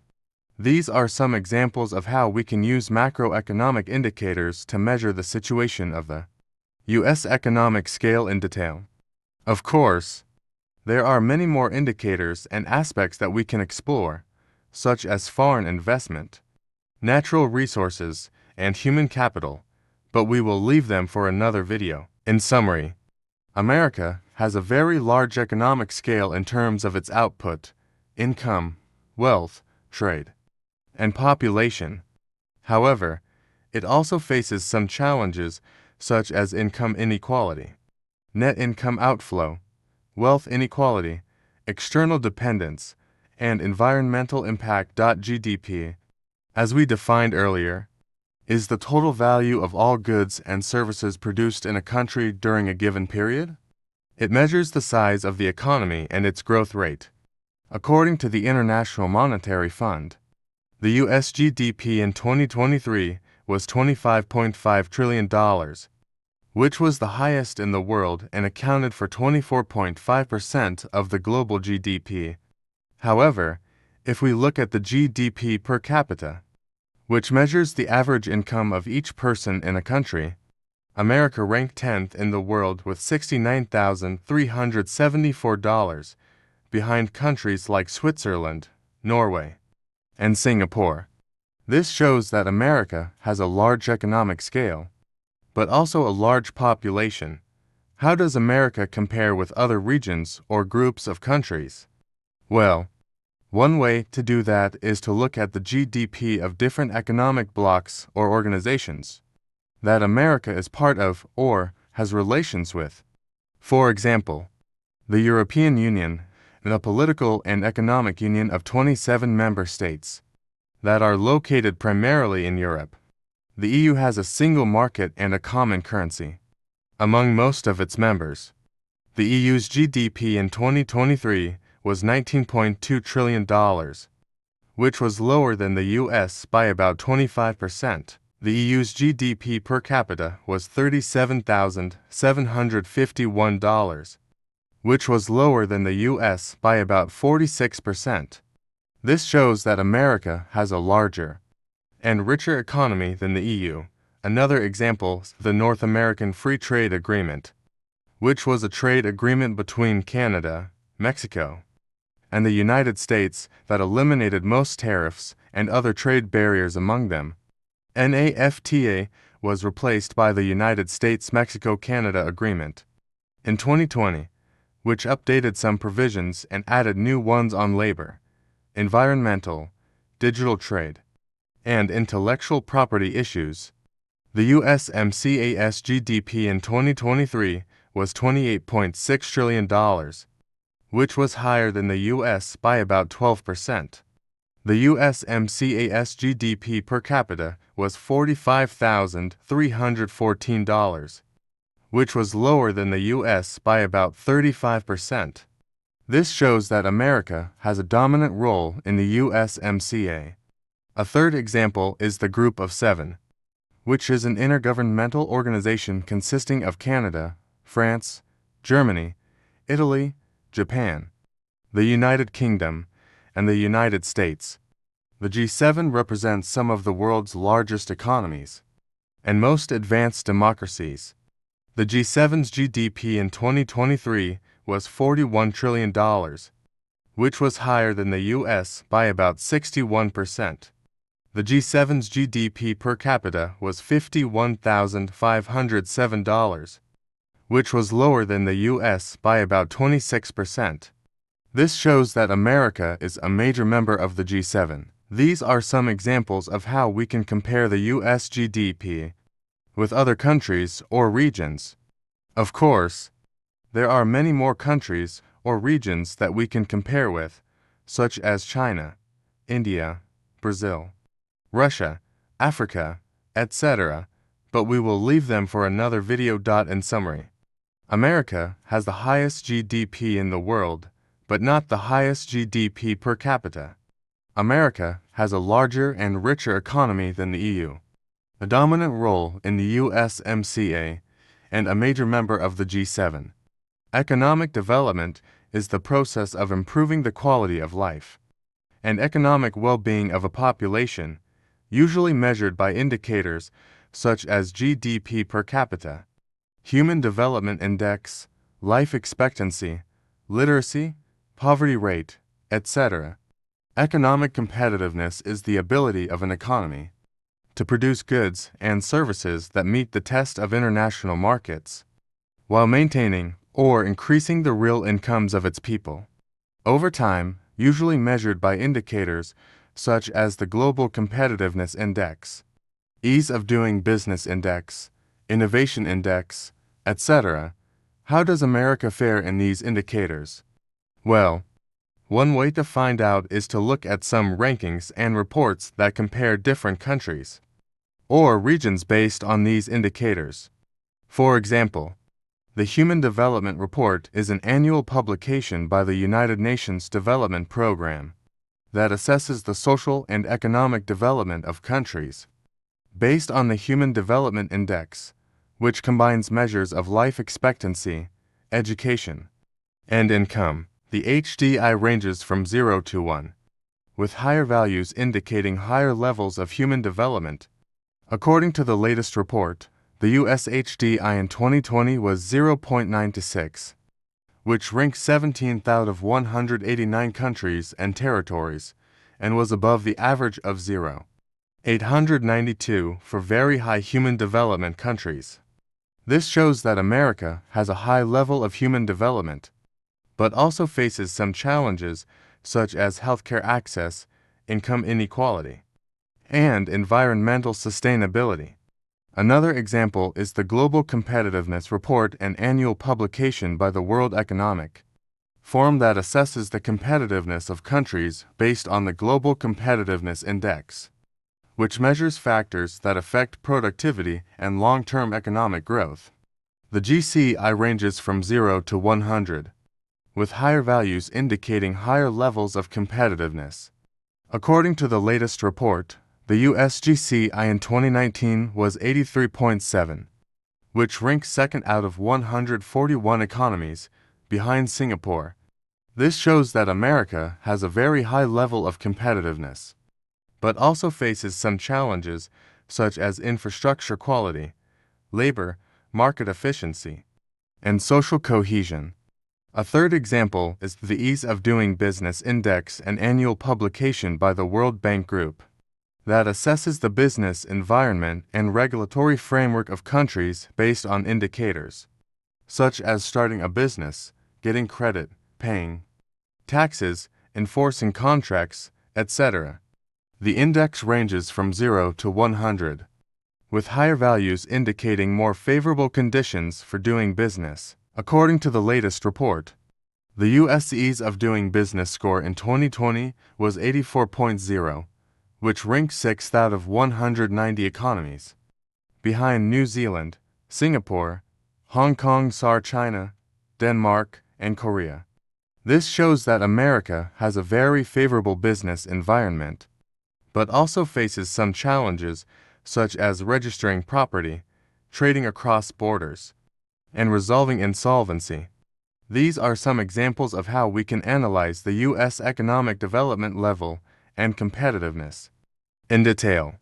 Of course, there are many more indicators and aspects that we can explore, such as innovation, education, health, democracy, etc., but we will leave them for another video. In summary, America has a high level of economic development, but also faces some challenges such as healthcare access, income inequality, and environmental sustainability. America has a very high level of economic competitiveness, but also faces some challenges such as infrastructure quality, labor, market efficiency, and social cohesion. America has a very favorable business environment, but also faces some challenges such as registering property, trading across borders, and resolving insolvency. America, the world's largest economy, accounting for over 25% of the global GDP and 15% of the global purchasing power parity. It is also the world's second largest exporter and importer, and the world's foremost reserve currency. How did America achieve such a dominant position in the world economy? One of the key factors is its trade policy, which has been characterized by liberalization, openness, diversification, and integration. America has been a strong advocate of free trade since its independence, believing that it promotes economic growth, efficiency, and consumer welfare.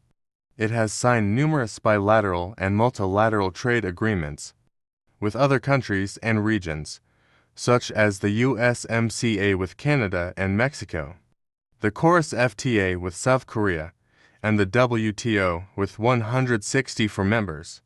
These agreements have reduced tariffs and non-tariff barriers, expanded market access, and harmonized standards and regulations for goods and services. America has also been a leader in promoting regional economic integration, such as the NAFTA in North America, the APEC in the Asia-Pacific, and the TPP in the Pacific Rim. The U.S. trade policy has also been shaped by its social environment, which is diverse, dynamic, and democratic. America is a melting pot of cultures and ethnicities, with immigrants from all over the world contributing to its economic and social development. According to the U.S. Census Bureau, as of 2020, There were 45 million foreign-born residents in the U.S., making up 13.7% of the total population. These immigrants bring with them skills, talents, ideas, and connections that enrich the U.S. human capital and enhance its competitiveness. America is also a dynamic society that embraces change, innovation, and entrepreneurship. It has a culture of risk-taking, experimentation, and learning from failure that fosters creativity and problem-solving. America is also a democratic society that values individual freedom, civil rights, and the rule of law. It has a system of checks and balances that limits government power and protects private property rights. These factors create a favorable environment for business activity and economic development. Another factor that explains the U.S. economic success is its technological innovation, which is driven by its scientific research, industrial development, and digital transformation. America is a global leader in scientific research and development, spending $581 billion on R&D in 2019, more than any other country in the world. It also has some of the world's best universities and research institutions that produce cutting-edge discoveries and inventions in various fields. According to the World Intellectual Property Organization, in 2019, America ranked first in the world in terms of patent applications filed under the Patent Cooperation and Treaty, with 59,230 applications. It also ranked first in terms of trademark applications filed under the Madrid system, with 10,087 applications. These patents and trademarks reflect the U.S. innovation capacity and output. America is also a global leader in industrial development and digital transformation.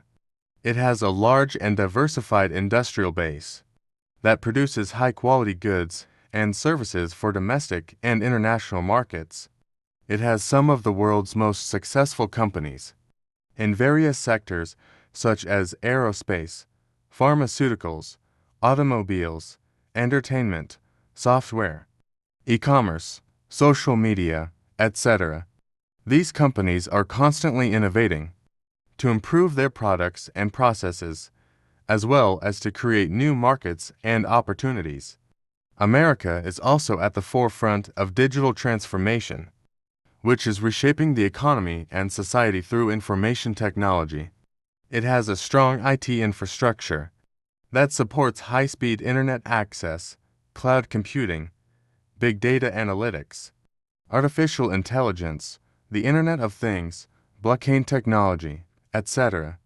These technologies enable new business models, enhance productivity and efficiency, increase customer satisfaction, and create social value. America has a high national credit rating, which reflects its ability to repay its debt obligations. According to the International Monetary Fund, the U.S. gross government debt was 120.2% of its GDP in 2020, which was higher than the average of advanced economies.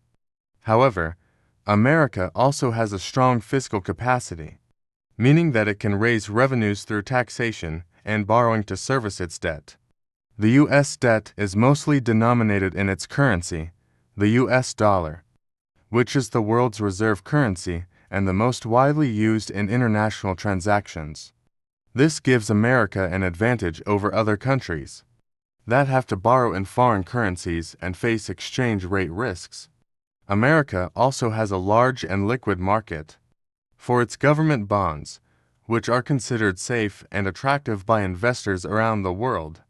These factors enable America to borrow at low interest rates and finance its public spending and investment. America also has a perfect business environment, which supports its economic growth and competitiveness.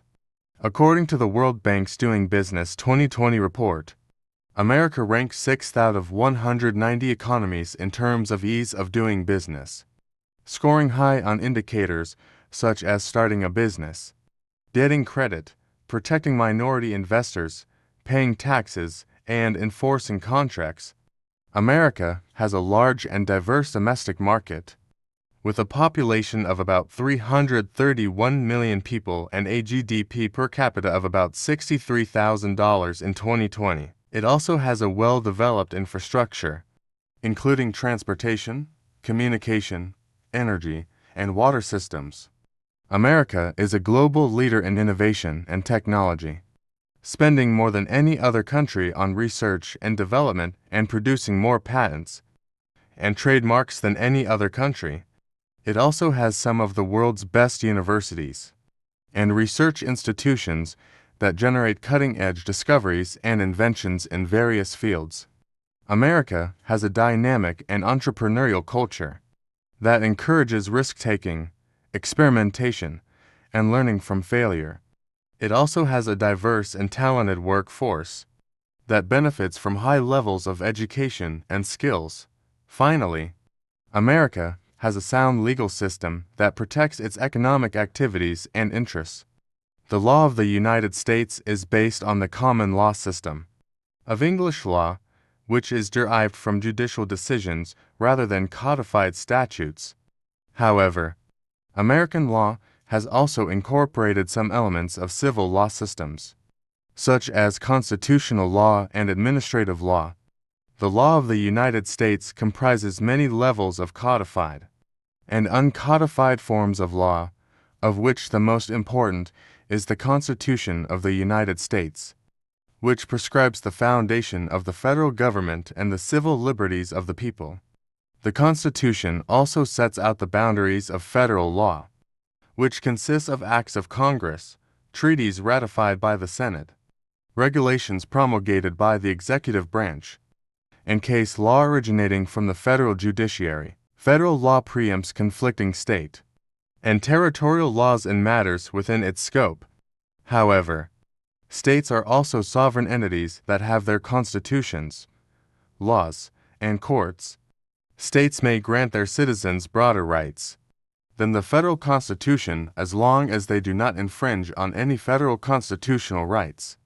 Thus, U.S. law consists primarily of state law, which can vary greatly from one state to another. In conclusion, the U.S.'s economic characteristics and advantages are not only based on its trade policy, social environment, and technological innovation, but also on its national credit, business environment, and legal system. These factors have enabled America to achieve economic growth, competitiveness, and stability. However, America also faces some economic problems and challenges that may threaten its economic performance and outlook. The United States is the world's largest economy, producing about a quarter of the global GDP. It has a high standard of living, a diverse and innovative industry, and abundant natural resources. However, it also faces many economic problems and challenges that threaten its growth and stability. Some of these problems are inflation. Inflation is the general increase in the prices of goods and services over time. It reduces the purchasing power of money and erodes the value of savings and investments. Inflation can be caused by various factors, such as excessive money supply, high demand, supply shocks, or government policies. In 2021, the U.S. experienced a surge in inflation, reaching 7% in December, the highest level since 1982. The main drivers of inflation were the pandemic-related disruptions in supply chains, labor markets, and consumer behavior, as well as the expansionary fiscal and monetary policies adopted by the government and the Federal Reserve to stimulate the economy. Inflation can have negative effects on the economy, such as reducing real income and output, increasing uncertainty and volatility, creating distortions and inefficiencies, and hurting the competitiveness of exports. To combat inflation, the Federal Reserve has signaled that it will raise interest rates sooner and faster than previously expected and reduce its bond buying program.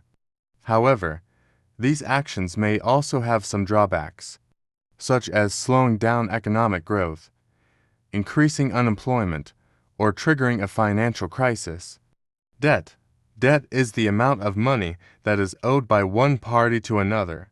It can be classified into public debt or private debt. Public debt is the amount of money that is owed by the government to its creditors, such as other countries, international organizations, or domestic investors. Private debt is the amount of money that is owed by individuals or businesses to other parties, such as banks, corporations, or households. Debt can be useful for financing investments, consumption, or emergencies, but it can also pose risks if it becomes too large or unsustainable. The U.S. has a high level of debt compared to other countries.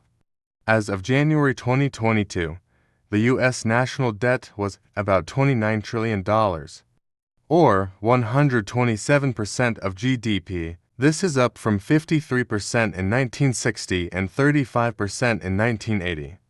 The main causes of the increase in debt were the wars in Iraq and Afghanistan, the tax cuts under President George Walker Bush and President Donald Trump, the financial crisis of 2007-2008, and its aftermath, and the COVID-19 pandemic and its relief packages.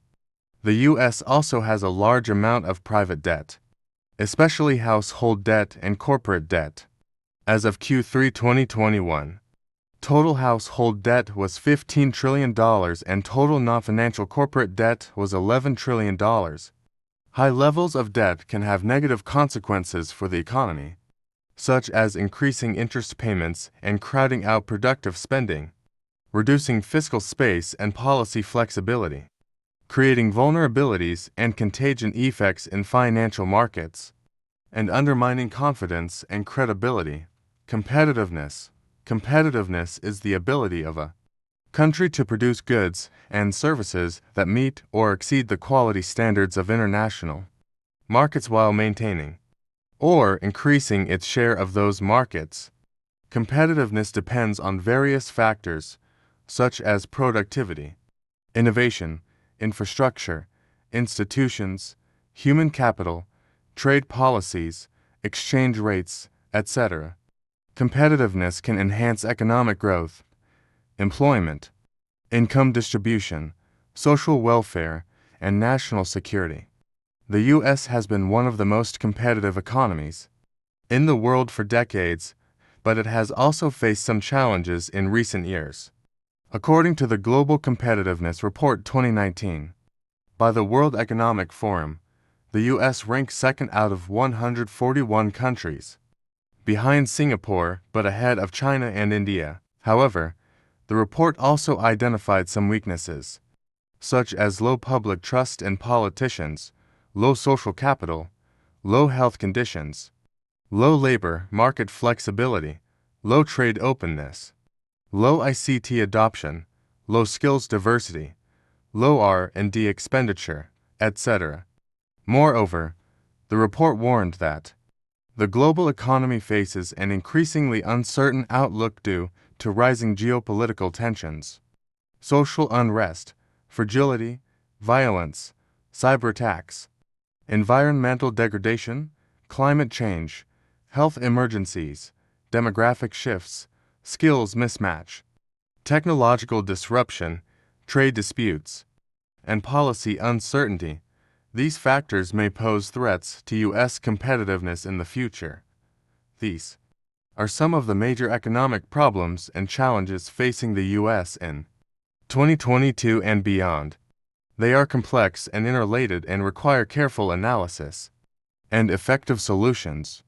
One of the weaknesses of the U.S. economy is its high level of inequality. According to the World Bank, the U.S. had a Gini coefficient of 41.4 in 2019, which measures the degree of income distribution among individuals or households within a country. This means that the U.S. has one of the highest levels of income inequality among developed countries, only surpassed by Chile, Mexico, and Turkey. Income inequality has been rising in the U.S. since the 1970s, due to various factors such as globalization, technological change, tax policy, education, and labor market institutions. High-income inequality can have negative effects on economic growth, social cohesion, political stability, and human well-being. Another weakness of the U.S. economy, its low level of investment in public goods and services. According to the International Monetary Fund, the U.S. public investment as a share of GDP was only 3.1% in 2019, compared to an average of 3.8% for advanced economies and 5.5% for emerging markets and developing economies. Public investment includes spending on infrastructure, education, health care, research and development, and environmental protection. These are essential for enhancing productivity, competitiveness, innovation, and quality of life. However, the U.S. has been underinvesting in these areas for decades, resulting in aging roads, bridges, airports, schools, hospitals, and other facilities. A third weakness of the U.S. economy, its dependence on fossil fuels and its vulnerability to climate change. The U.S. is one of the largest consumers and producers of oil and natural gas in the world, accounting for about 15% of global oil consumption and 23% of global natural gas consumption in 2019. The U.S. also ranks second in the world in terms of carbon dioxide emissions from fuel combustion, behind China. The reliance on fossil fuels exposes the U.S. to price fluctuations, supply disruptions, geopolitical conflicts, and environmental damages. Moreover, climate change poses serious threats to the U.S. economy and society, such as extreme weather events, sea level rise, droughts, wildfires, floods, heat waves, crop failures, health problems, and migration pressures. The U.S. economy also faces many uncertainties that create challenges for decision-making and planning. Some of these uncertainties are related to domestic factors, such as political polarization, social unrest, policy changes, institutional reforms, demographic shifts, and cultural trends. Others are related to external factors, such as global trade tensions, geopolitical conflicts, pandemic outbreaks, cyber attacks, terrorist attacks, and natural disasters. How does the U.S. cope with these weaknesses and uncertainties? One way is by relying on its strengths and opportunities that I discussed in the previous part of this video. Its large and diverse market, its innovative and entrepreneurial culture, its flexible and resilient institutions, its abundant natural resources, its skilled and educated workforce, its strong alliances and partnerships, its influential role in global affairs. Another way is by adopting policies and strategies that can address its challenges and improve its situation. For example, to reduce income inequality, the U.S. can implement progressive taxation, increase social spending, expand access to education, raise the minimum wage, strengthen labor rights, promote financial inclusion. To increase public investment, the U.S. can raise public revenues, prioritize spending efficiency, leverage private sector participation, enhance coordination across levels of government, improve project selection and management. To transition to a low-carbon economy, the U.S. can impose carbon pricing, subsidize renewable energy sources, regulate emission standards, invest in green infrastructure, support research and development, encourage behavioral changes, etc. To manage uncertainties, the U.S. can diversify its sources of income, build buffers and reserves, hedge against risks, monitor early warning indicators, adopt contingency plans, foster cooperation and dialogue, etc. These are some examples of possible policies and strategies that can help the U.S. cope with its economic weaknesses and uncertainties in 2022 and beyond. Of course, there are many trade-offs involved in choosing among them, costs versus benefits, short-term versus long-term effects, winners versus losers, etc.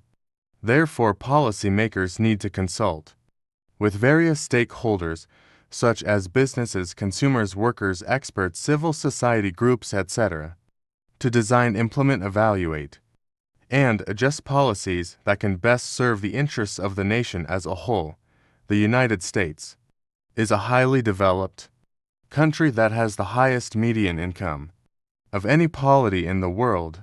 Its economy accounts for approximately a quarter of global GDP and is the world's largest by GDP at market exchange rates. It is also the world's largest importer and the second largest exporter and possesses the largest amount of wealth of any country. The U.S. ranks highly in international measures of quality of life, income and wealth, economic competitiveness, human rights, innovation, and education. It has low levels of perceived corruption. What are some of the sources of this economic success? What are some of the factors that drive economic growth in the U.S.? According to various studies and reports, there are at least three main factors that contribute to long-run economic growth: accumulation of capital stock, increases in labor inputs, and technological advancement. Capital stock refers to the physical assets that are used to produce goods and services, such as machinery, equipment, buildings, infrastructure, etc. The more capital stock a country has, the more productive it can be. The U.S. has a large and diverse capital stock that supports various sectors of its economy, from agriculture to manufacturing to services. The U.S. also invests heavily in public goods and services, such as education, healthcare, research and development, and environmental protection.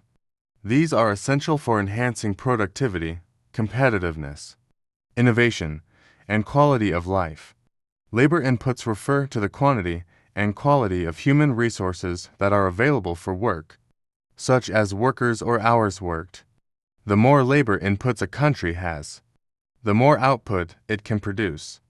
The U.S. has a large and skilled labor force that is adaptable to changing market conditions and technological innovations.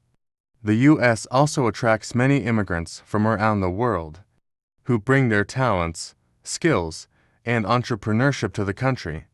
The U.S. also promotes labor market flexibility, mobility, and participation through various policies and programs. Technological advancement refers to the improvement in knowledge and methods that enable more efficient and effective production of goods and services. The more technological advancement a country has, the more it can increase its productivity and living standards. The U.S. is a global leader in technological innovation and scientific discovery. It has a strong culture of creativity and entrepreneurship that fosters new ideas and solutions for various problems. It also has a well-developed system of higher education and research institutions that generate cutting-edge knowledge and technologies. These three factors are not independent of each other. They interact and reinforce each other in a virtuous cycle of economic growth. For example, capital stock can enhance labor inputs by providing better tools and equipment for workers to use. Labor inputs can enhance capital stock by creating demand for new investments and maintaining existing assets. Capital stock can enhance technological advancement by providing resources for research and development and facilitating the diffusion of innovations. Technological advancement can enhance capital stock by increasing returns on investments and creating new opportunities for capital accumulation. Labor inputs can enhance technological advancement by providing human capital for innovation and learning. Technological advancement can enhance labor inputs by increasing labor productivity and quality. The U.S. has been able to exploit these synergies among capital stock, labor inputs, and technological advancement to achieve sustained economic growth over time. However, this does not mean that the U.S. economy is without problems or challenges. As I discussed in the previous part of this video, Many issues need to be addressed or resolved to maintain or improve the economic performance of the country. Some of these issues include inflation, as I mentioned before, of the general increase in the prices of goods and services over time. It reduces the purchasing power of money and erodes the value of savings and investments. Inflation can be caused by various factors, such as excessive money supply, high demand, supply shocks, or government policies. Debt. As I mentioned before, debt is the amount of money that is owed by one party to another. It can be classified into public debt or private debt. Public debt is the amount of money that is owed by the government to its creditors. Private debt is the amount of money that is owed by individuals or businesses to other parties. Competitiveness. As I mentioned before, competitiveness is the ability of a country to produce goods and services that meet or exceed the quality standards of international markets while maintaining or increasing its share of those markets. Competitiveness depends on various factors, such as productivity, innovation, infrastructure, institutions, human capital, trade policies, exchange rates. Inequality. Inequality is the uneven distribution of income, wealth, or other resources among individuals or groups within a society. Inequality can have negative effects on economic growth, social cohesion, political stability, and human well-being. Climate change. Climate change is the long-term alteration of the Earth's climate system due to natural or human causes. Climate change can have serious impacts on the environment, the economy, and society, such as extreme weather events, sea level rise, droughts, wildfires, floods, heat waves, crop failures, health problems, and migration pressures. How can the U.S. address these issues and improve its economic situation? Many possible policies and strategies can help the U.S. achieve this goal. For example, to combat inflation, the U.S. can use monetary policy to control the money supply and interest rates, fiscal policy to balance the budget and reduce deficits, supply-side policy to increase production and reduce costs, and price controls to limit price increases. To reduce debt, the U.S. can increase revenues by raising taxes or creating new sources of income, decrease spending by cutting expenditures or improving efficiency, restructure debt by renegotiating terms or refinancing loans, and promote growth by stimulating the economy and increasing income. To enhance competitiveness, the U.S. can invest in education, training, and research to improve human capital and innovation, upgrade infrastructure and technology to improve productivity and quality, reform institutions and regulations to improve governance and efficiency, promote trade and cooperation to access new markets and opportunities, and adjust exchange rates to maintain a competitive currency. To reduce inequality, the U.S. can implement progressive taxation to redistribute income and wealth, increase social spending to provide public goods and services, expand access to education, healthcare, and social protection to improve opportunities and outcomes, raise the minimum wage and strengthen labor rights to improve working conditions and incomes, and promote financial inclusion and empowerment to increase access to resources and decision-making. To mitigate climate change, the U.S. can impose carbon pricing to internalize the environmental costs of emissions, subsidize renewable energy sources to encourage clean energy production and consumption, regulate emission standards to limit pollution and waste, invest in green infrastructure and technology to enhance resilience and adaptation, and support research and development to foster innovation and solutions. These are some examples of possible policies and strategies that can help the U.S. address its economic issues and improve its situation. Of course, there are many trade-offs involved in choosing among them, costs versus benefits, short-term versus long-term effects, winners versus losers, etc.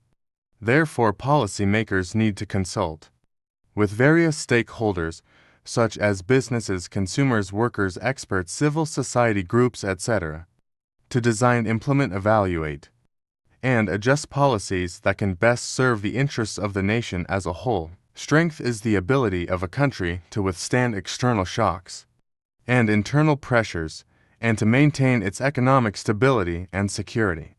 Sustainability is the ability of a country to meet its present needs without compromising the ability of future generations to meet their own needs and to balance its economic, social, and environmental goals. Development space is the degree of freedom and flexibility that a country has to pursue its development path and adapt to changing circumstances and opportunities. How does the U.S. measure up in these dimensions? Let's take a look at some indicators and data that can help us answer this question. One indicator of economic strength is GDP per capita, which measures the average income of a country's population. According to the International Monetary Fund, the U.S. had a GDP per capita of $77,000 in 2021, ranking 7th in the world behind Luxembourg, Switzerland, Ireland, Norway, Singapore, and Qatar. This means that the U.S. has a high standard of living and a large domestic market for goods and services.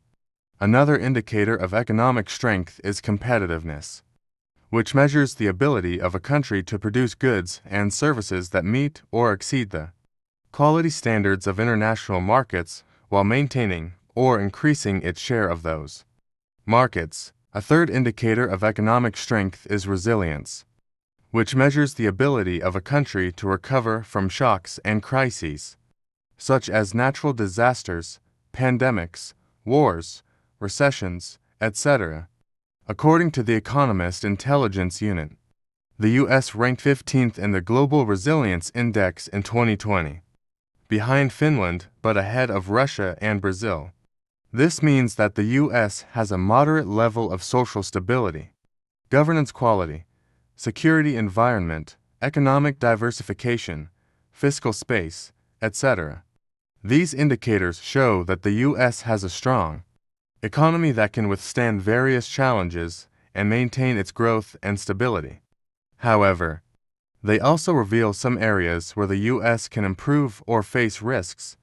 For example, the U.S. has a high level of income inequality compared to other developed countries, which can undermine social cohesion, political stability, and human well-being. The U.S. has a high level of public debt compared to other developed countries, which can limit its fiscal space and policy flexibility.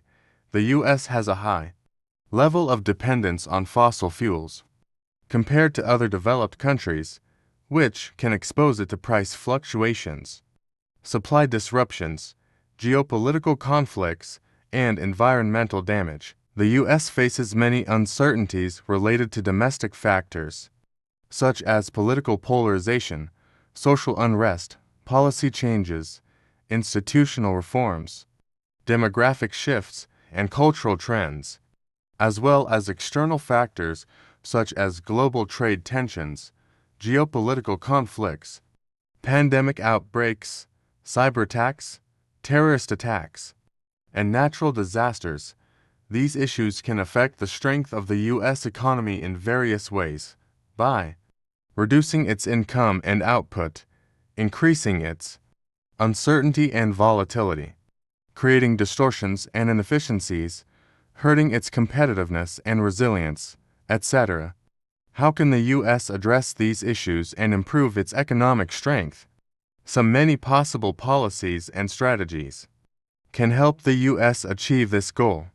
For example, to reduce income inequality, the U.S. can implement progressive taxation, increase social spending, expand access to education, raise the minimum wage, strengthen labor rights, promote financial inclusion. To reduce public debt, the U.S. can increase revenues by raising taxes or creating new sources of income, decrease spending by cutting expenditures or improving efficiency, restructure debt by renegotiating terms or refinancing loans, and promote growth by stimulating the economy and increasing income.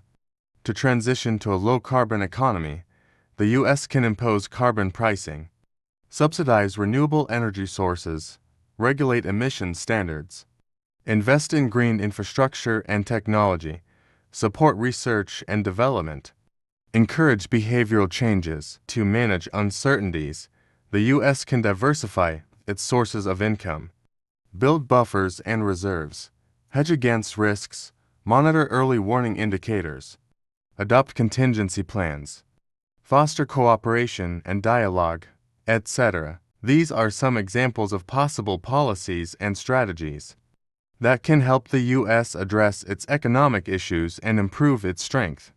Of course, there are many trade-offs involved in choosing among them: costs versus benefits, short-term versus long-term effects, winners versus losers, etc.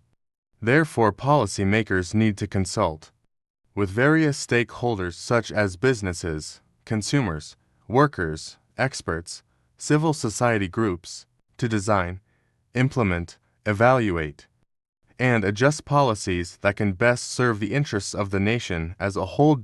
In this final part of my video, I will conclude with some reflections on what the future may hold for the U.S. economy and what lessons we can learn from its experience.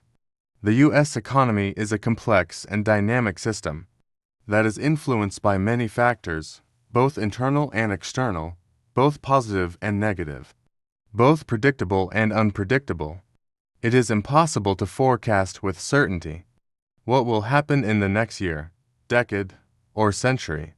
However, based on the analysis I have presented in this video, I can offer some possible scenarios and implications for the U.S. economy in 2022 and beyond.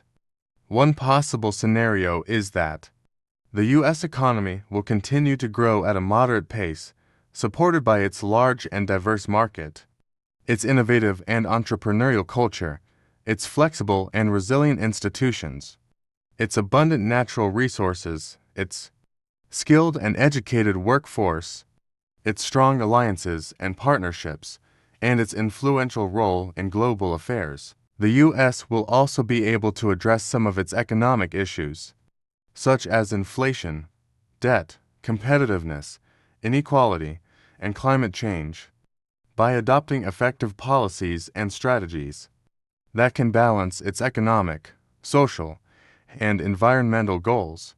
The U.S. will also be able to manage some of its uncertainties, such as political polarization, social unrest, policy changes, institutional reforms, demographic shifts, and cultural trends, as well as global trade tensions, geopolitical conflicts, pandemic outbreaks, cyber attacks, terrorist attacks, and natural disasters by diversifying its sources of income, building buffers and reserves, hedging against risks, monitoring early warning indicators, adopting contingency plans, fostering cooperation and dialogue, etc.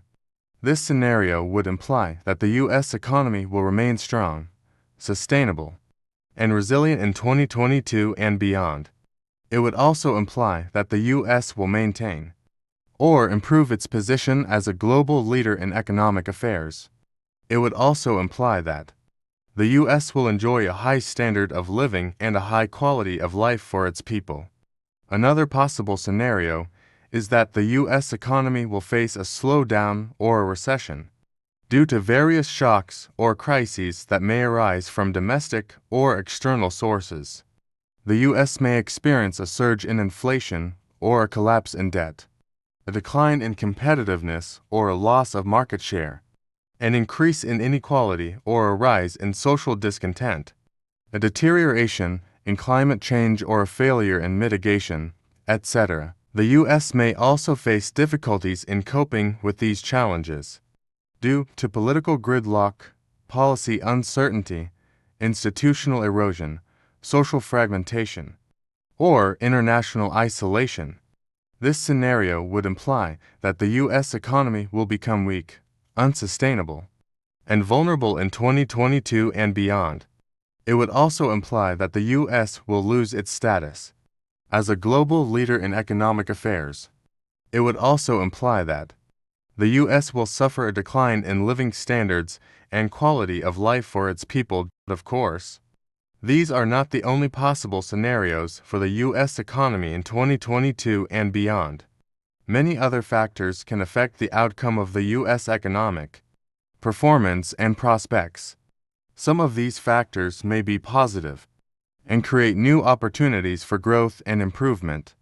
Some of these factors may be negative and pose new threats to stability and security. Some of these factors may be unknown or unpredictable and cause surprises or shocks. Therefore, the U.S. needs to be prepared for any possible scenario that may occur in 2022 and beyond. It is also important for the U.S. to learn from its experience and from other countries' experiences to improve its economic situation. What are some of the lessons that we can learn from the U.S. economic experience? Here are some suggestions. The U.S. economy is not perfect. It has many problems and challenges that need to be addressed or resolved. The U.S. economy is not static. It changes constantly due to various factors that influence its performance and prospects. The U.S. economy is not isolated. It is connected to the global economy and affected by global events and trends. The U.S. economy is not invincible. It can face difficulties or crises that can undermine its growth and stability. The U.S. economy is not inevitable. It can be shaped by policies and strategies that can enhance or impair its situation. These lessons imply that the U.S. economy is not a given, it is a choice. It depends on the decisions and actions of various actors, such as policymakers, businesses, consumers, workers, experts, civil society groups, etc., who can influence the direction and outcome of the U.S. economic development. Therefore, these actors need to be informed, engaged, and responsible in their economic decisions and actions. It is also important for these actors to cooperate and collaborate to achieve common goals and interests. By doing so, the U.S. can create a better future for its economy and its people. That's all for this video. I hope you enjoyed it and learned something from it. If you did, please give this video a thumbs up, share it with your friends, and subscribe to my channel for more videos like this. Also, feel free to leave your comments or questions below. I would love to hear your feedback and suggestions. Thank you for watching and see you next time.